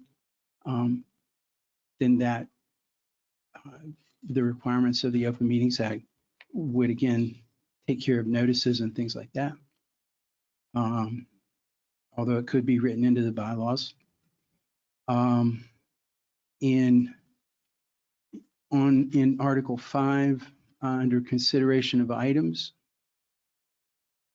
the Planning Commission president may also call a regular or special meeting to be a video conference only meeting. And again, if that were to happen, then all of those things would need to be available to the public to view if the intent is to make the committee meetings open to the public as well. So again, I think the Open Meetings Act itself, the language of that would mandate the notices that are required. And they wouldn't actually have to be written into the bylaws, but you could. And so those are really the comments that I had. And I think that the concept of video meetings was stirred up again because obviously we did it under COVID, but I know there were two and there might have been 3 meetings. It was 3. Yeah, at the beginning of this year that were all canceled because of snow. And I think that was the concept behind the Planning Commission's making the ability to have video meetings, because those meetings would not have been canceled had we been able to meet. You had made a lot of comments on this, obviously from notes you have. Would it be asking too much if you could do I know we have a red line version from the change for the changes. Could you have maybe a blue line, add blue to yours, and then maybe it's kind of just so people can follow along? Sure. Would that be a problem to do that? No, it would not be a problem. I would suggest that because this is the Planning Commission's document, that I would provide that to the Planning Commission and have them, or I guess I would provide it to staff to give it to the Planning Commission. And then there would be another document the Planning Commission could either agree or disagree on and change and come back to you. I think that would be more productive. Okay. Because that way we're not, just taking another county commission meeting to look at it. They'll just go back to them and they'll come back to you with a document with all those. So the recommended motion would just take your changes to take them back to the Planning Commission for approval and then back to here. That's what I would recommend you do. I can provide them to staff and All right. figure that out. I'll move that we take our council's changes, send it to the Planning Commission for review and approval, and then bring it back here to this board. I'll second that. I think that's a starting point. Definitely, the 3-day notice and publicly posted of both regular meetings and committee meetings. I still don't, I understand what you explained about committee meetings and being more workshops and they're, but I still think public comment is valuable. I know it takes time and sometimes it's not what you want to hear.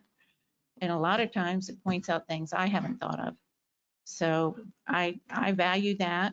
And but we'll get the red blue line version and then move forward from there. But I'm very interested in seeing public comment included at committees and regular planning commission. Sure. And, I'm not the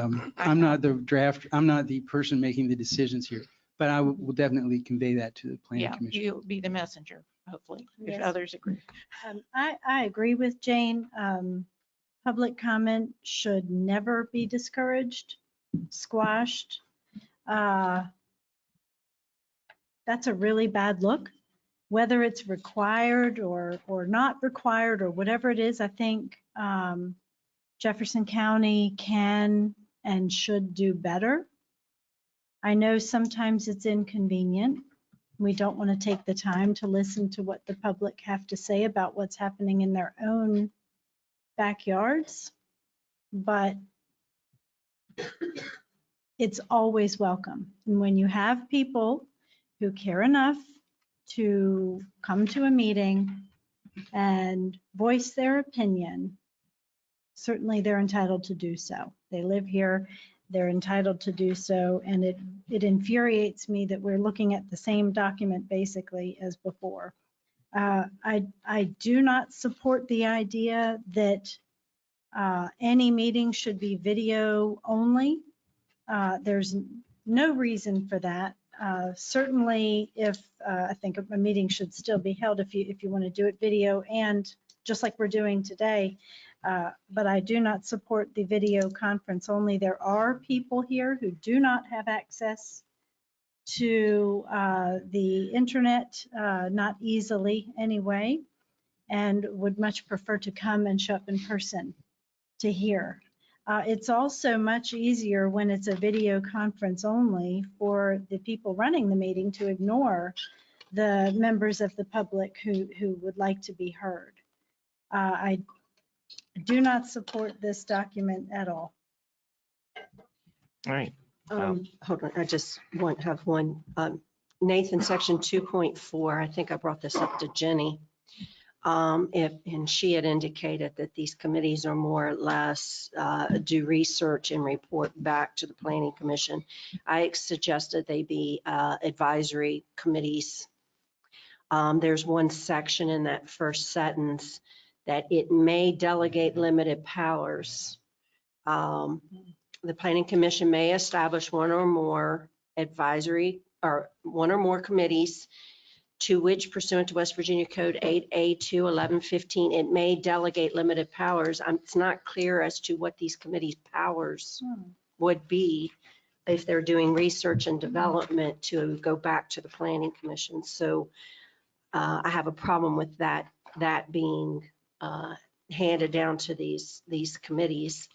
And with that said, to me, if they have any type of limited powers, they're not clearly defined. If they're truly just research and development and reporting back to the Planning Commission, then they would be better served as advisory roles than actual committees taking actions. Okay. A few comments.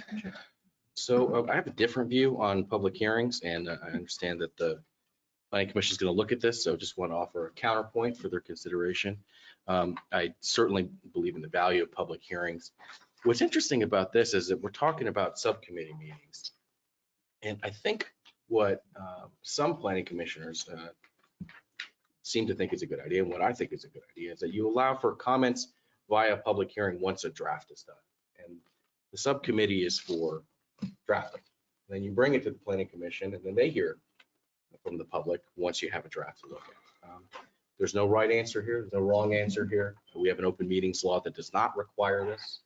But we're talking about going above and beyond the belt and suspenders approach. And I think there's a counterpoint to consider. Maybe that's the view that some of the Planning Commission share right now. We'll see when we have an updated draft bylaws from them.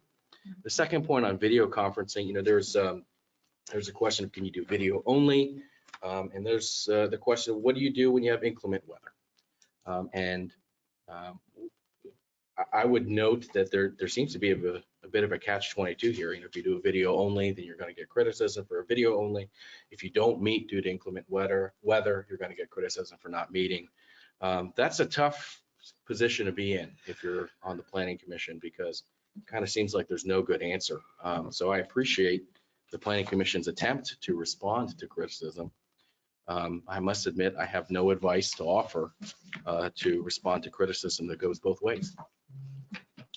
Or you could just show up to the meetings, do that. I don't think that either, what we had a I don't think we had any real significant snowfall this winter at all. That may have been closed in the morning, but by the afternoon and evening, everything was fine. It depends on your location. Yeah, we ended up closing the county 3 times. Yes, I'm not arguing that point. I'm just saying. But get if in the your car and county's come. closed, why would you have a meeting? It would be postponed. Right. Well, it's a good point. Yes, ma'am. All right. All in favor of the motion, signify by saying aye. Aye. Repeat the motion again. The motion was to send I'll call it Nathan's comments back to planning Yeah, commission. okay, the blue-red version, right? Yes, ma'am. Okay. And all in favor of that motion, signify by saying aye. Aye. Aye. Opposed? No. Mr. Jackson? No. No, okay. Motion passes 3-2. Thank you. All right, we're going to move on to agenda item number 14. This is just to schedule the county administrator positions. What I would recommend that commissioners pull out your calendars and maybe look at some dates that were available. We can all be available. Maybe do it like a 9:30 meeting to interview. Oh yeah, and our Will interim we will get step the out. applications? Will we get the resumes? Yes, we'll in have, advance? we will have Jessica Sharada send those out today to us, or tomorrow, let's say by the end of the week. And And we'll then, do the same as, I'm sorry, and we'll do the same as before. We each get to select 2. yes, we'll people pick, from we'll the pick up to list 2. Each commissioner will pick up to 2. What do you think? What do y'all think about having interviews on April 19th at 9:30 a.m.? That's a Friday at 9:30 a.m. I'd like to schedule interviews on days that we already have meetings. Well, we'll see. These are going to be, these could run several hours and they're all in executive session.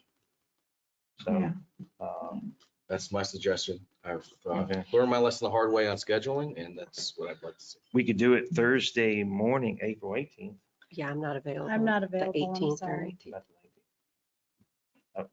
The 19th is fine with me. That does work. Anybody else? 19th? No, yeah, What I'm day of the not. week is the 19th? That's a Friday. Right, that's what I thought. Okay. you're not available on the 19th. The 18th or 19th, neither one. All right, how about we move to the 22nd? It's a Monday. I could do the 22nd. Everybody okay on the 22nd? I'm okay with the 22nd. Nope. All right. I'm just gonna keep saying no until you go to a scheduled meeting day. Well, we're not going to do it on a meeting day That means, because, You can outvote me. okay. fair enough. Because we Are won't, you yeah. available on the 22nd? If not, Stated my opinion. Okay. I appreciate you trying to okay, all right. accommodate. and All right. Stated what I think. All right. Is the majority of here available on the 22nd? I am available on the 22nd. Okay, because if not, then we had to push it all the way back to the May. May 2nd. All right, Yeah. I'll move a motion to have, all right. To have our interviews for our county administrator on April 27th at 9:30 a.m. in this meeting room. Our staff will provide us applications by the end of this week. We shall have each commissioner will pick up to 2 names and have those submitted to our staff by April 15th. So it'll give you a week, a little over a week to look at the resumes and submit 2 names per commissioner to our staff. And we're going to get those names today? Today or Those tomorrow. resumes Today, tomorrow? By the end of close the Okay. business tomorrow. All right, Okay. that is my full motion. I second. All right, all in favor, say aye. Aye. Opposed? Nay. Motion passes 4-1. All right. We can probably bring Eddie back in the room.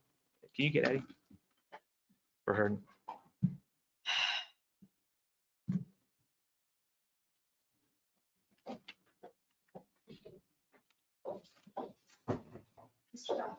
Yes, ma'am.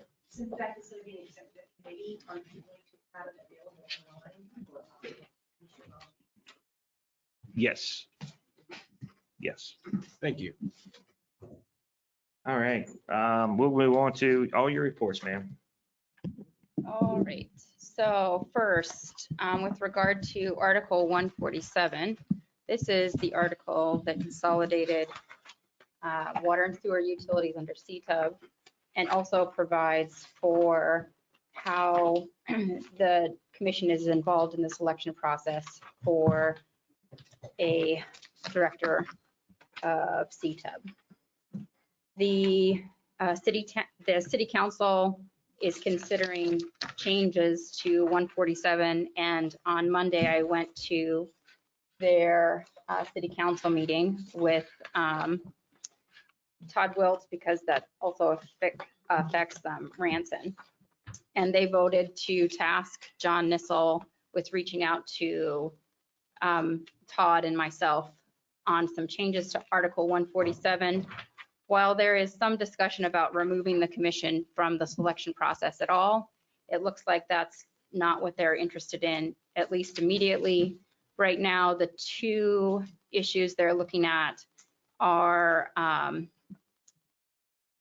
they're interested in allowing directors to serve beyond the expiration of their term. The county commission seat is currently serving in that role. The city council is not happy that the commission has not sent them recommendations. So first, under Article 147, they're interested in that serving out beyond the expiration until there is a new appointee.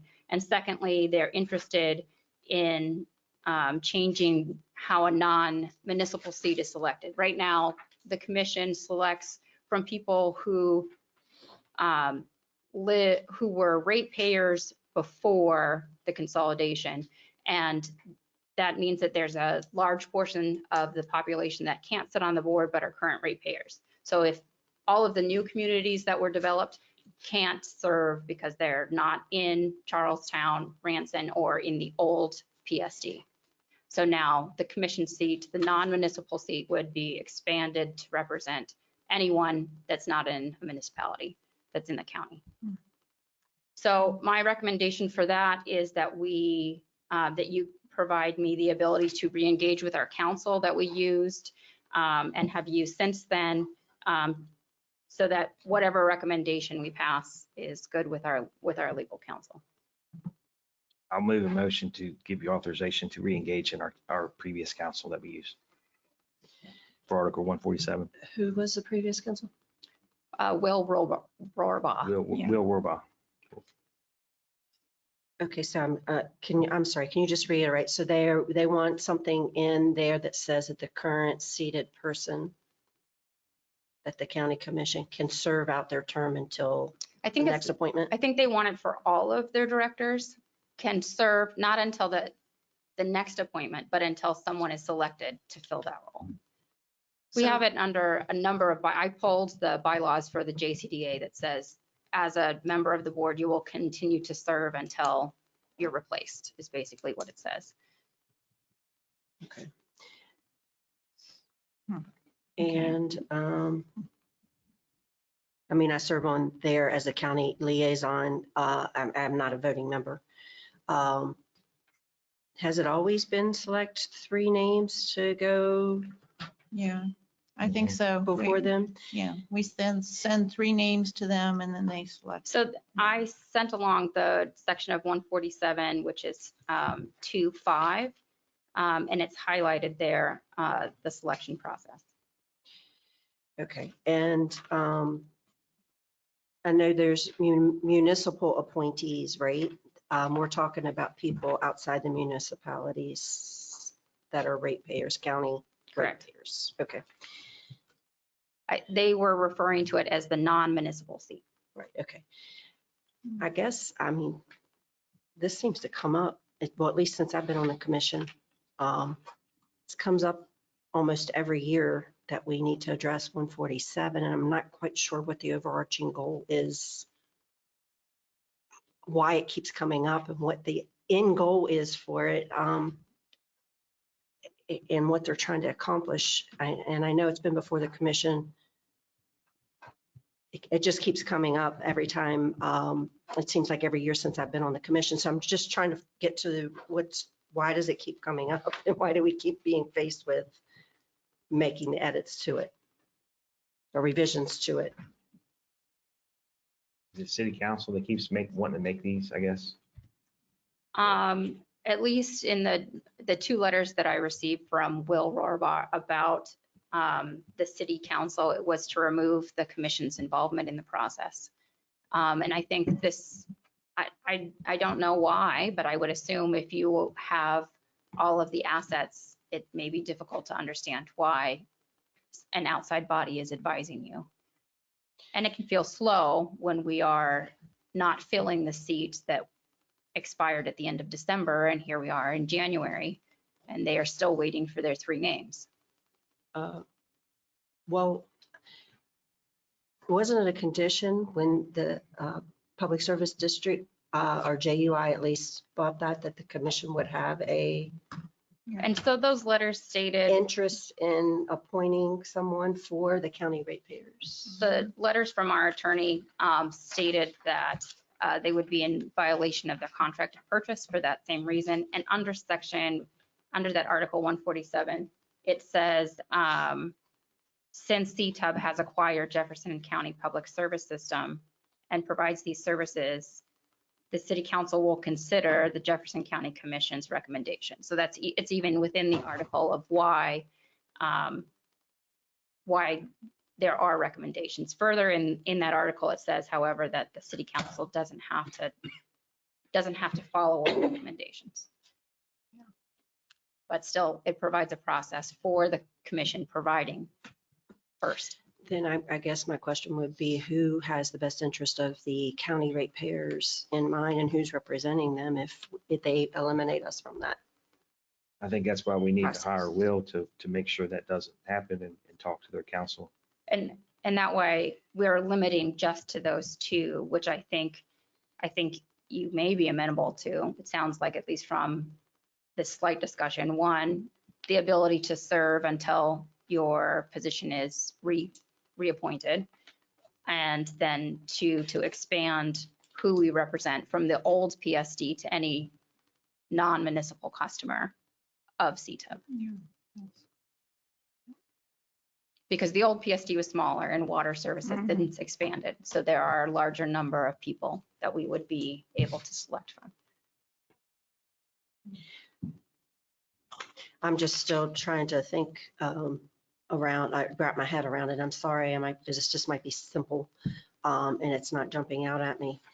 So we send the names to the Charlestown City Council and they select from the 3 that we submit. Why would? They don't have to select from those 3. Okay, well, that's unfortunate. Well, I'm certainly amenable to the first one. I think you should be able to continue your operations as a board until recommended replacements are submitted. I just think that's good governance. On the second question, it does get a little bit complicated on the history of what the districts are and who represents whom and whose interests are adequately represented by statute, by contract, et cetera. And I don't really know what the right answer is. But on the first one, I'm open to that. If you don't mind, Mrs. Milleron, who was on as our representative for a while and maybe has something to contribute to this conversation, is very familiar with 147. That would be very helpful. Yes, ma'am.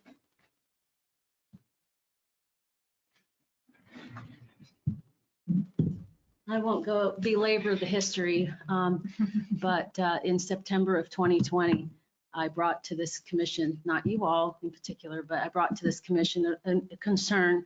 They originally changed the Article 147, and the wording in it was basically, if 3 nominees came from the county commission, they weren't acceptable, they didn't fit there was a word that was used, then they could select on their own. And in fact, Article 147 does state that today. So I was concerned about that. I didn't hear from this commission for at least 6 months. Everything was done in executive session. I was not invited.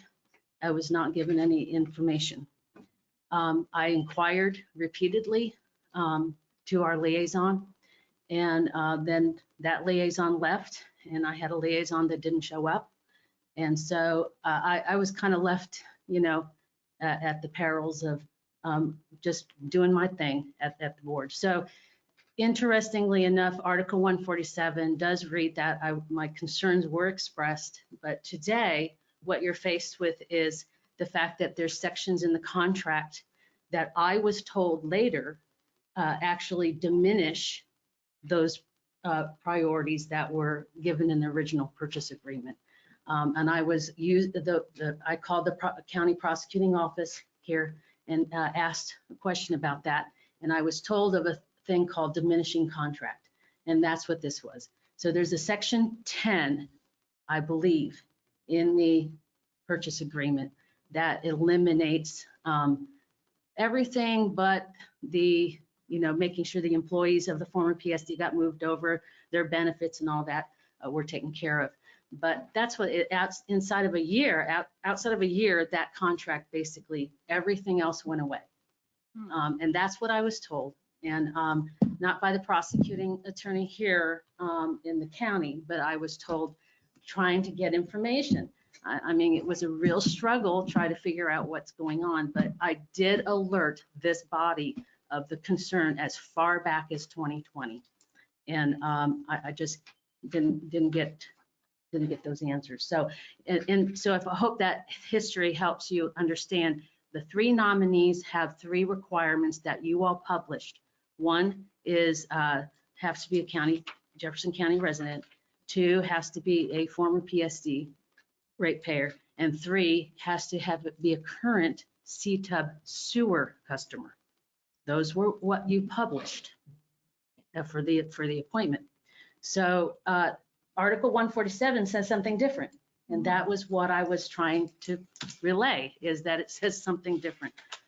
So if I can answer any questions, I'd be happy to, but that's pretty much the history there.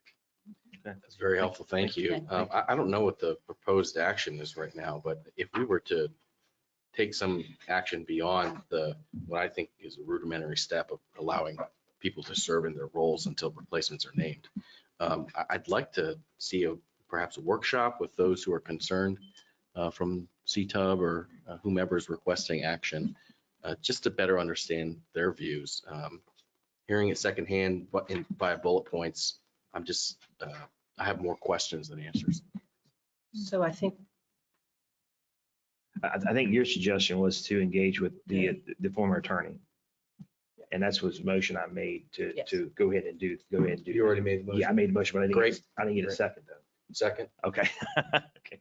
There we go. All right. So therefore, with that being said, all in favor, say aye. Aye. Opposed, motion carries 5-0. Thank you.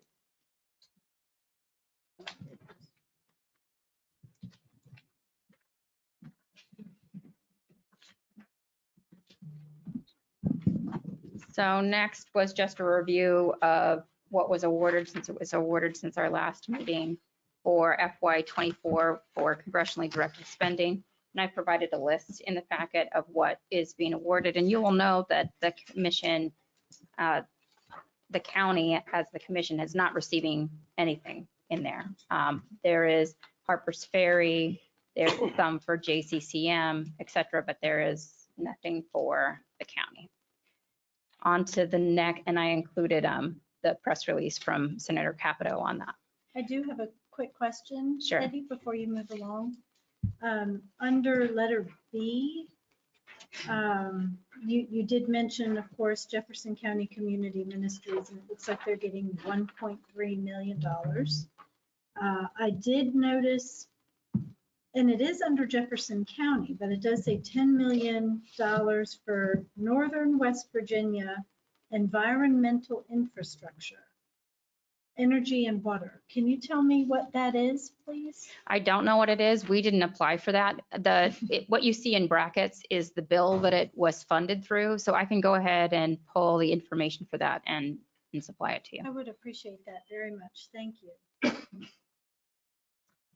On to the next section for fiscal year, and it should say 25, congressionally directed spending request for Jefferson County.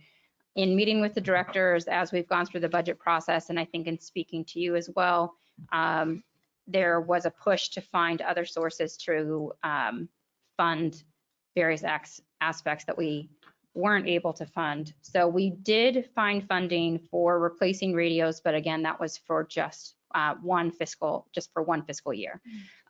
Radios will have to continue to replace through the Office of Homeland Security, and he provided a planned obsolescence purchasing plan for those radios.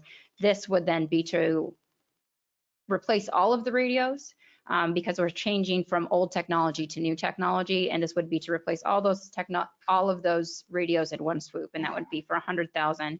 350,000 would be for the purchase of additional ambulance. And these would be requests that we would make. The requests are due next week. And then this would be for fiscal year 25, which on the federal calendar begins October 1. As you saw from above, they just approved the previous year's fiscal year funding. So 6 months into the calendar year or so. So anything that we would apply for, we would not be able to receive funding for until at least next summer. So think far down the line. That's why we're looking at these longer term projects. So it's $350,000 for an additional ambulance, $500,000 for the expansion of the emergency services building in Ranson. I have a question on that because I know we talked about that was proposed in the upcoming budget. And I thought we had made the decision that we wouldn't actually expand that office. We would be considering a whole new facility because of the location and it being landlocked. We didn't make a motion to, we discussed it, but wasn't a motion on the table for that. Correct. So that's why I'm asking that question is I think that was one of the things Mike had requested in the capital outlays was the potential expansion.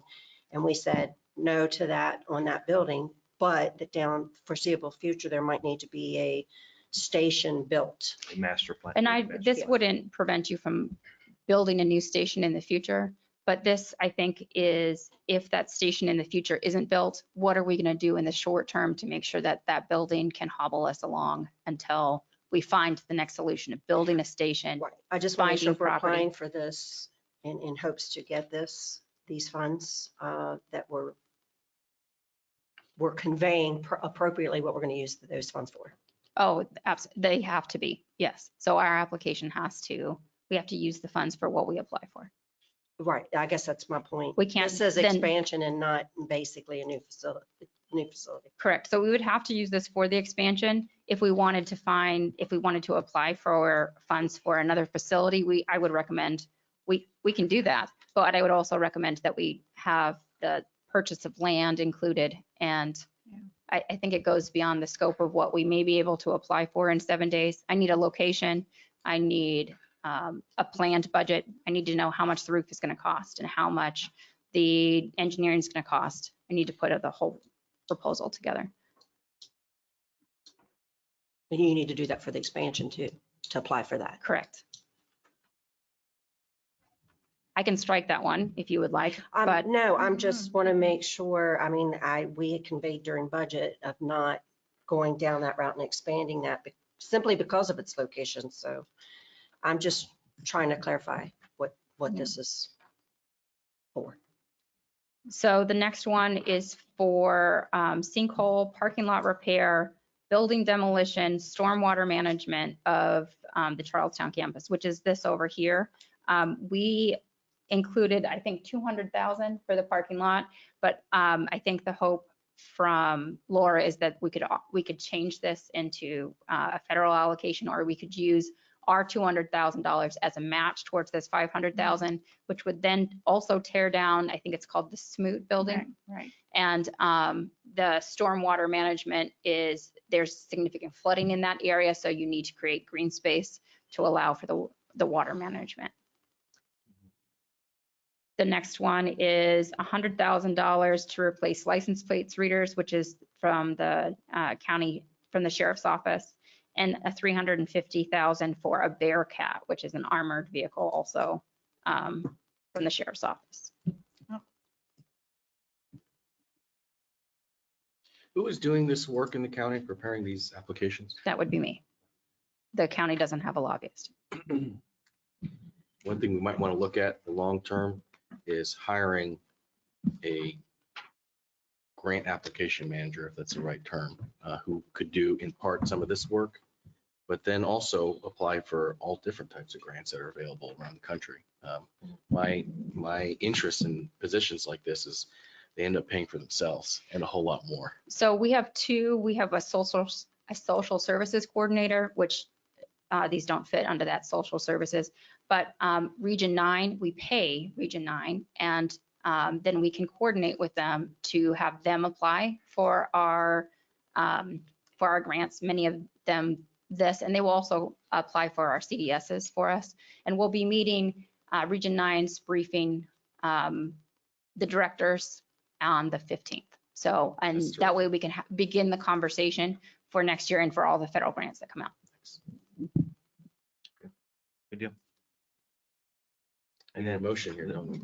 I move to approve the application of congressionally directed spending request as presented and ask the interim county administrator, and task the interim county administrator with securing the required letters of support and applying for the funds. Second. All in favor, say aye. No, we Aye. don't have Oh, any discussion. Real Go ahead. quick, I'm sorry. I didn't see on here the recommended motion. So, It's highlighted. It's in yellow right below on C. oh, I'm sorry, I was looking at the agenda request. Yes, thank you. All right, any more discussion? All in favor, say aye. Aye. Opposed? Motion carries 5-0. All right, so the next one, to give you some background, we have had out the deputy county administrator position. We received applicants. We created a hiring committee of Commissioner Tabb, myself, and Roger Goodwin.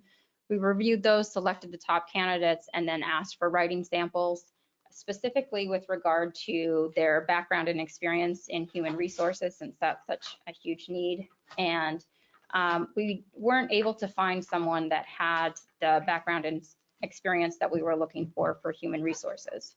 So in looking at the position and speaking with SHRM, which is the Trade Association for Human Resources Issues, they recommended us looking at the position description. And not only did I look at the position description, but also what we have. So currently there is the positions are a county administrator, a deputy county administrator, and an assistant county administrator.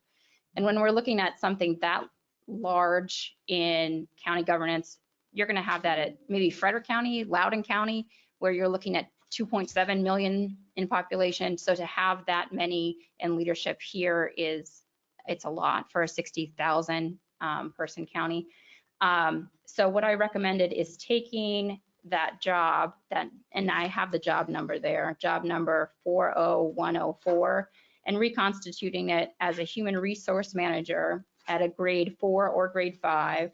And there's a job description in there. And the focus would be strictly on human resources. And then tasking the county administrator when you hire them with selecting someone from Hunter House or one of the department heads to be the deputy county administrator in conjunction with their current roles, which is something pretty normal. I worked with the city of Brunswick, and they just hired a city manager about a year and a half ago.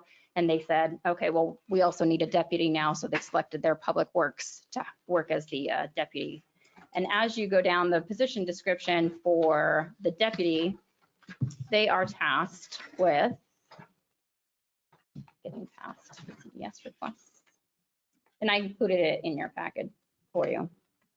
They are tasked with HR management, which we'd be moving over to our HR person, organizational training and development, which again is the HR person, financial management, budgeting, accounting, and financial analysis, which is what Bessie does, and community relations, which all of that is done by the county administrator and the assistant county administrator. So there's no need to have a third person walking around duplicating tasks. Instead, I think it would be important to hire someone specific to HR management. So when you say reconstitute, that would be my question. We're eliminating the deputy administrator position. So job 40104 would be this HR manager. Then the deputy would be someone from Hunter House or a department head that would be, so the total here is 76,361 for the deputy county administrator position. So not to exceed that 76,361 for both the HR manager and the additional duties assigned to a department head. So we're creating a new position. This is the same job number. It's I downgrading know it it's the from same a, job number, but you're saying reconstituting. So I'm asking, is it one for one? You're eliminating the deputy administrator position. You now want to rename it to human resource manager. so it would be 1 for 1, and then you assign the high level leadership activities to a department head. I'm somewhat uncomfortable with Yes. that third option of assigning. Right. If it's a good department head, they've got to be on task all the time. agree. And I and think then it's either assigning them or of additional these. duties, they'll be pulled. Yes, I think, and it should be advertised. We don't just get to pick and choose. I thought that we were in. So because this would be just adding on to already, we could advertise it, but it would be limited to people who are already work for the county. Well, if you're reducing, okay, so first of all, reconstituting to me is you're replacing the deputy administrator with HR. You're changing it. That's one. They have HR as their 2 primary tasks already. Right, so you're extracting some, and you're reducing the job description for deputy administrator. So I think that would need to be with extracting. So it's not just reconstituting, you're taking some of the responsibilities out of here and creating a new position. And then you want to reassign tasks that were in the deputy administrator's position to someone else. So it's still having essentially 2 positions and it's not 1 for 1. There would be no additional people hired. Right. Well, I also see, to Jane's point, a problem with reassigning responsibilities from a high level position to a department head. I also see issues with advertising and potential EEOC issues with potential discrimination if these are not advertised appropriately. We advertised for this and now you're changing the job description, and I think it would be afforded. This is just adding a position, and we agreed to no new positions. It doesn't matter how you're slicing and dicing it right now. You either decide you want an HR manager or you want a deputy administrator. Can I make a recommendation here? You brought up EEOC. EEOC. Can we, I'll offer a friendly, you brought up a very good point, a friendly motion here to table this until we go back and check out the issues with the EEOC and maybe some more legalities of doing exactly what you said until a later date. And we'll bring it back next meeting after that, it'll be fine. So I'd just like to move us to just table this until the next, I don't, will the next meeting be enough time, or just say, what do you want to give it? You could just move to table it. All right, and okay. Just leave it and not have a date. Okay, I'll just move to table this, this motion for right now, this agenda item, sorry. Yeah. A second. There's discussion. Yes, sir, go ahead. Yeah, I think there's some really interesting questions raised. I don't know what the answers are. I don't think we can answer them right now. So I think a table would be appropriate. Okay. All in favor, say aye. Aye. Opposed, motion carries 5-0. All right. Well, and I would suggest to our county administrator, if she, I would do better, and you probably think you've explained it well on paper, but I wasn't getting it. So, the job duties under each position, I know you're trying to keep things within budget too, but I really think we need to get this organizational structure correct so that we are covering all our bases and operating effectively. Yes, I agree. We really, we've been in a turmoil. We need to do this right. So. All right, I want to offer 2 suggestions. Nathan said he has two things under, I think a couple of things under executive session, or do we push the executive session to the afternoon session and we take a 20-minute break and come back at 1:30? I would, what do y'all, what's the pleasure? I'd rather keep going. There's not time to really do anything besides take a restroom break. Yeah, so. If we could just keep going. Okay, I'm okay with that. I think that. Okay, I'll move that we go into executive session under our legal counsel to receive legal advice for 9A and B. And it's primarily due to, one is the potential construction or purchase of property, and the other would involve potential security issues with regard to Yep. the magistrate. Absolutely. All right. Okay, I can second that motion with Nathan's stipulations All in in there. favor, say aye. Aye. Opposed? Motion carries 5-0. We're in executive session.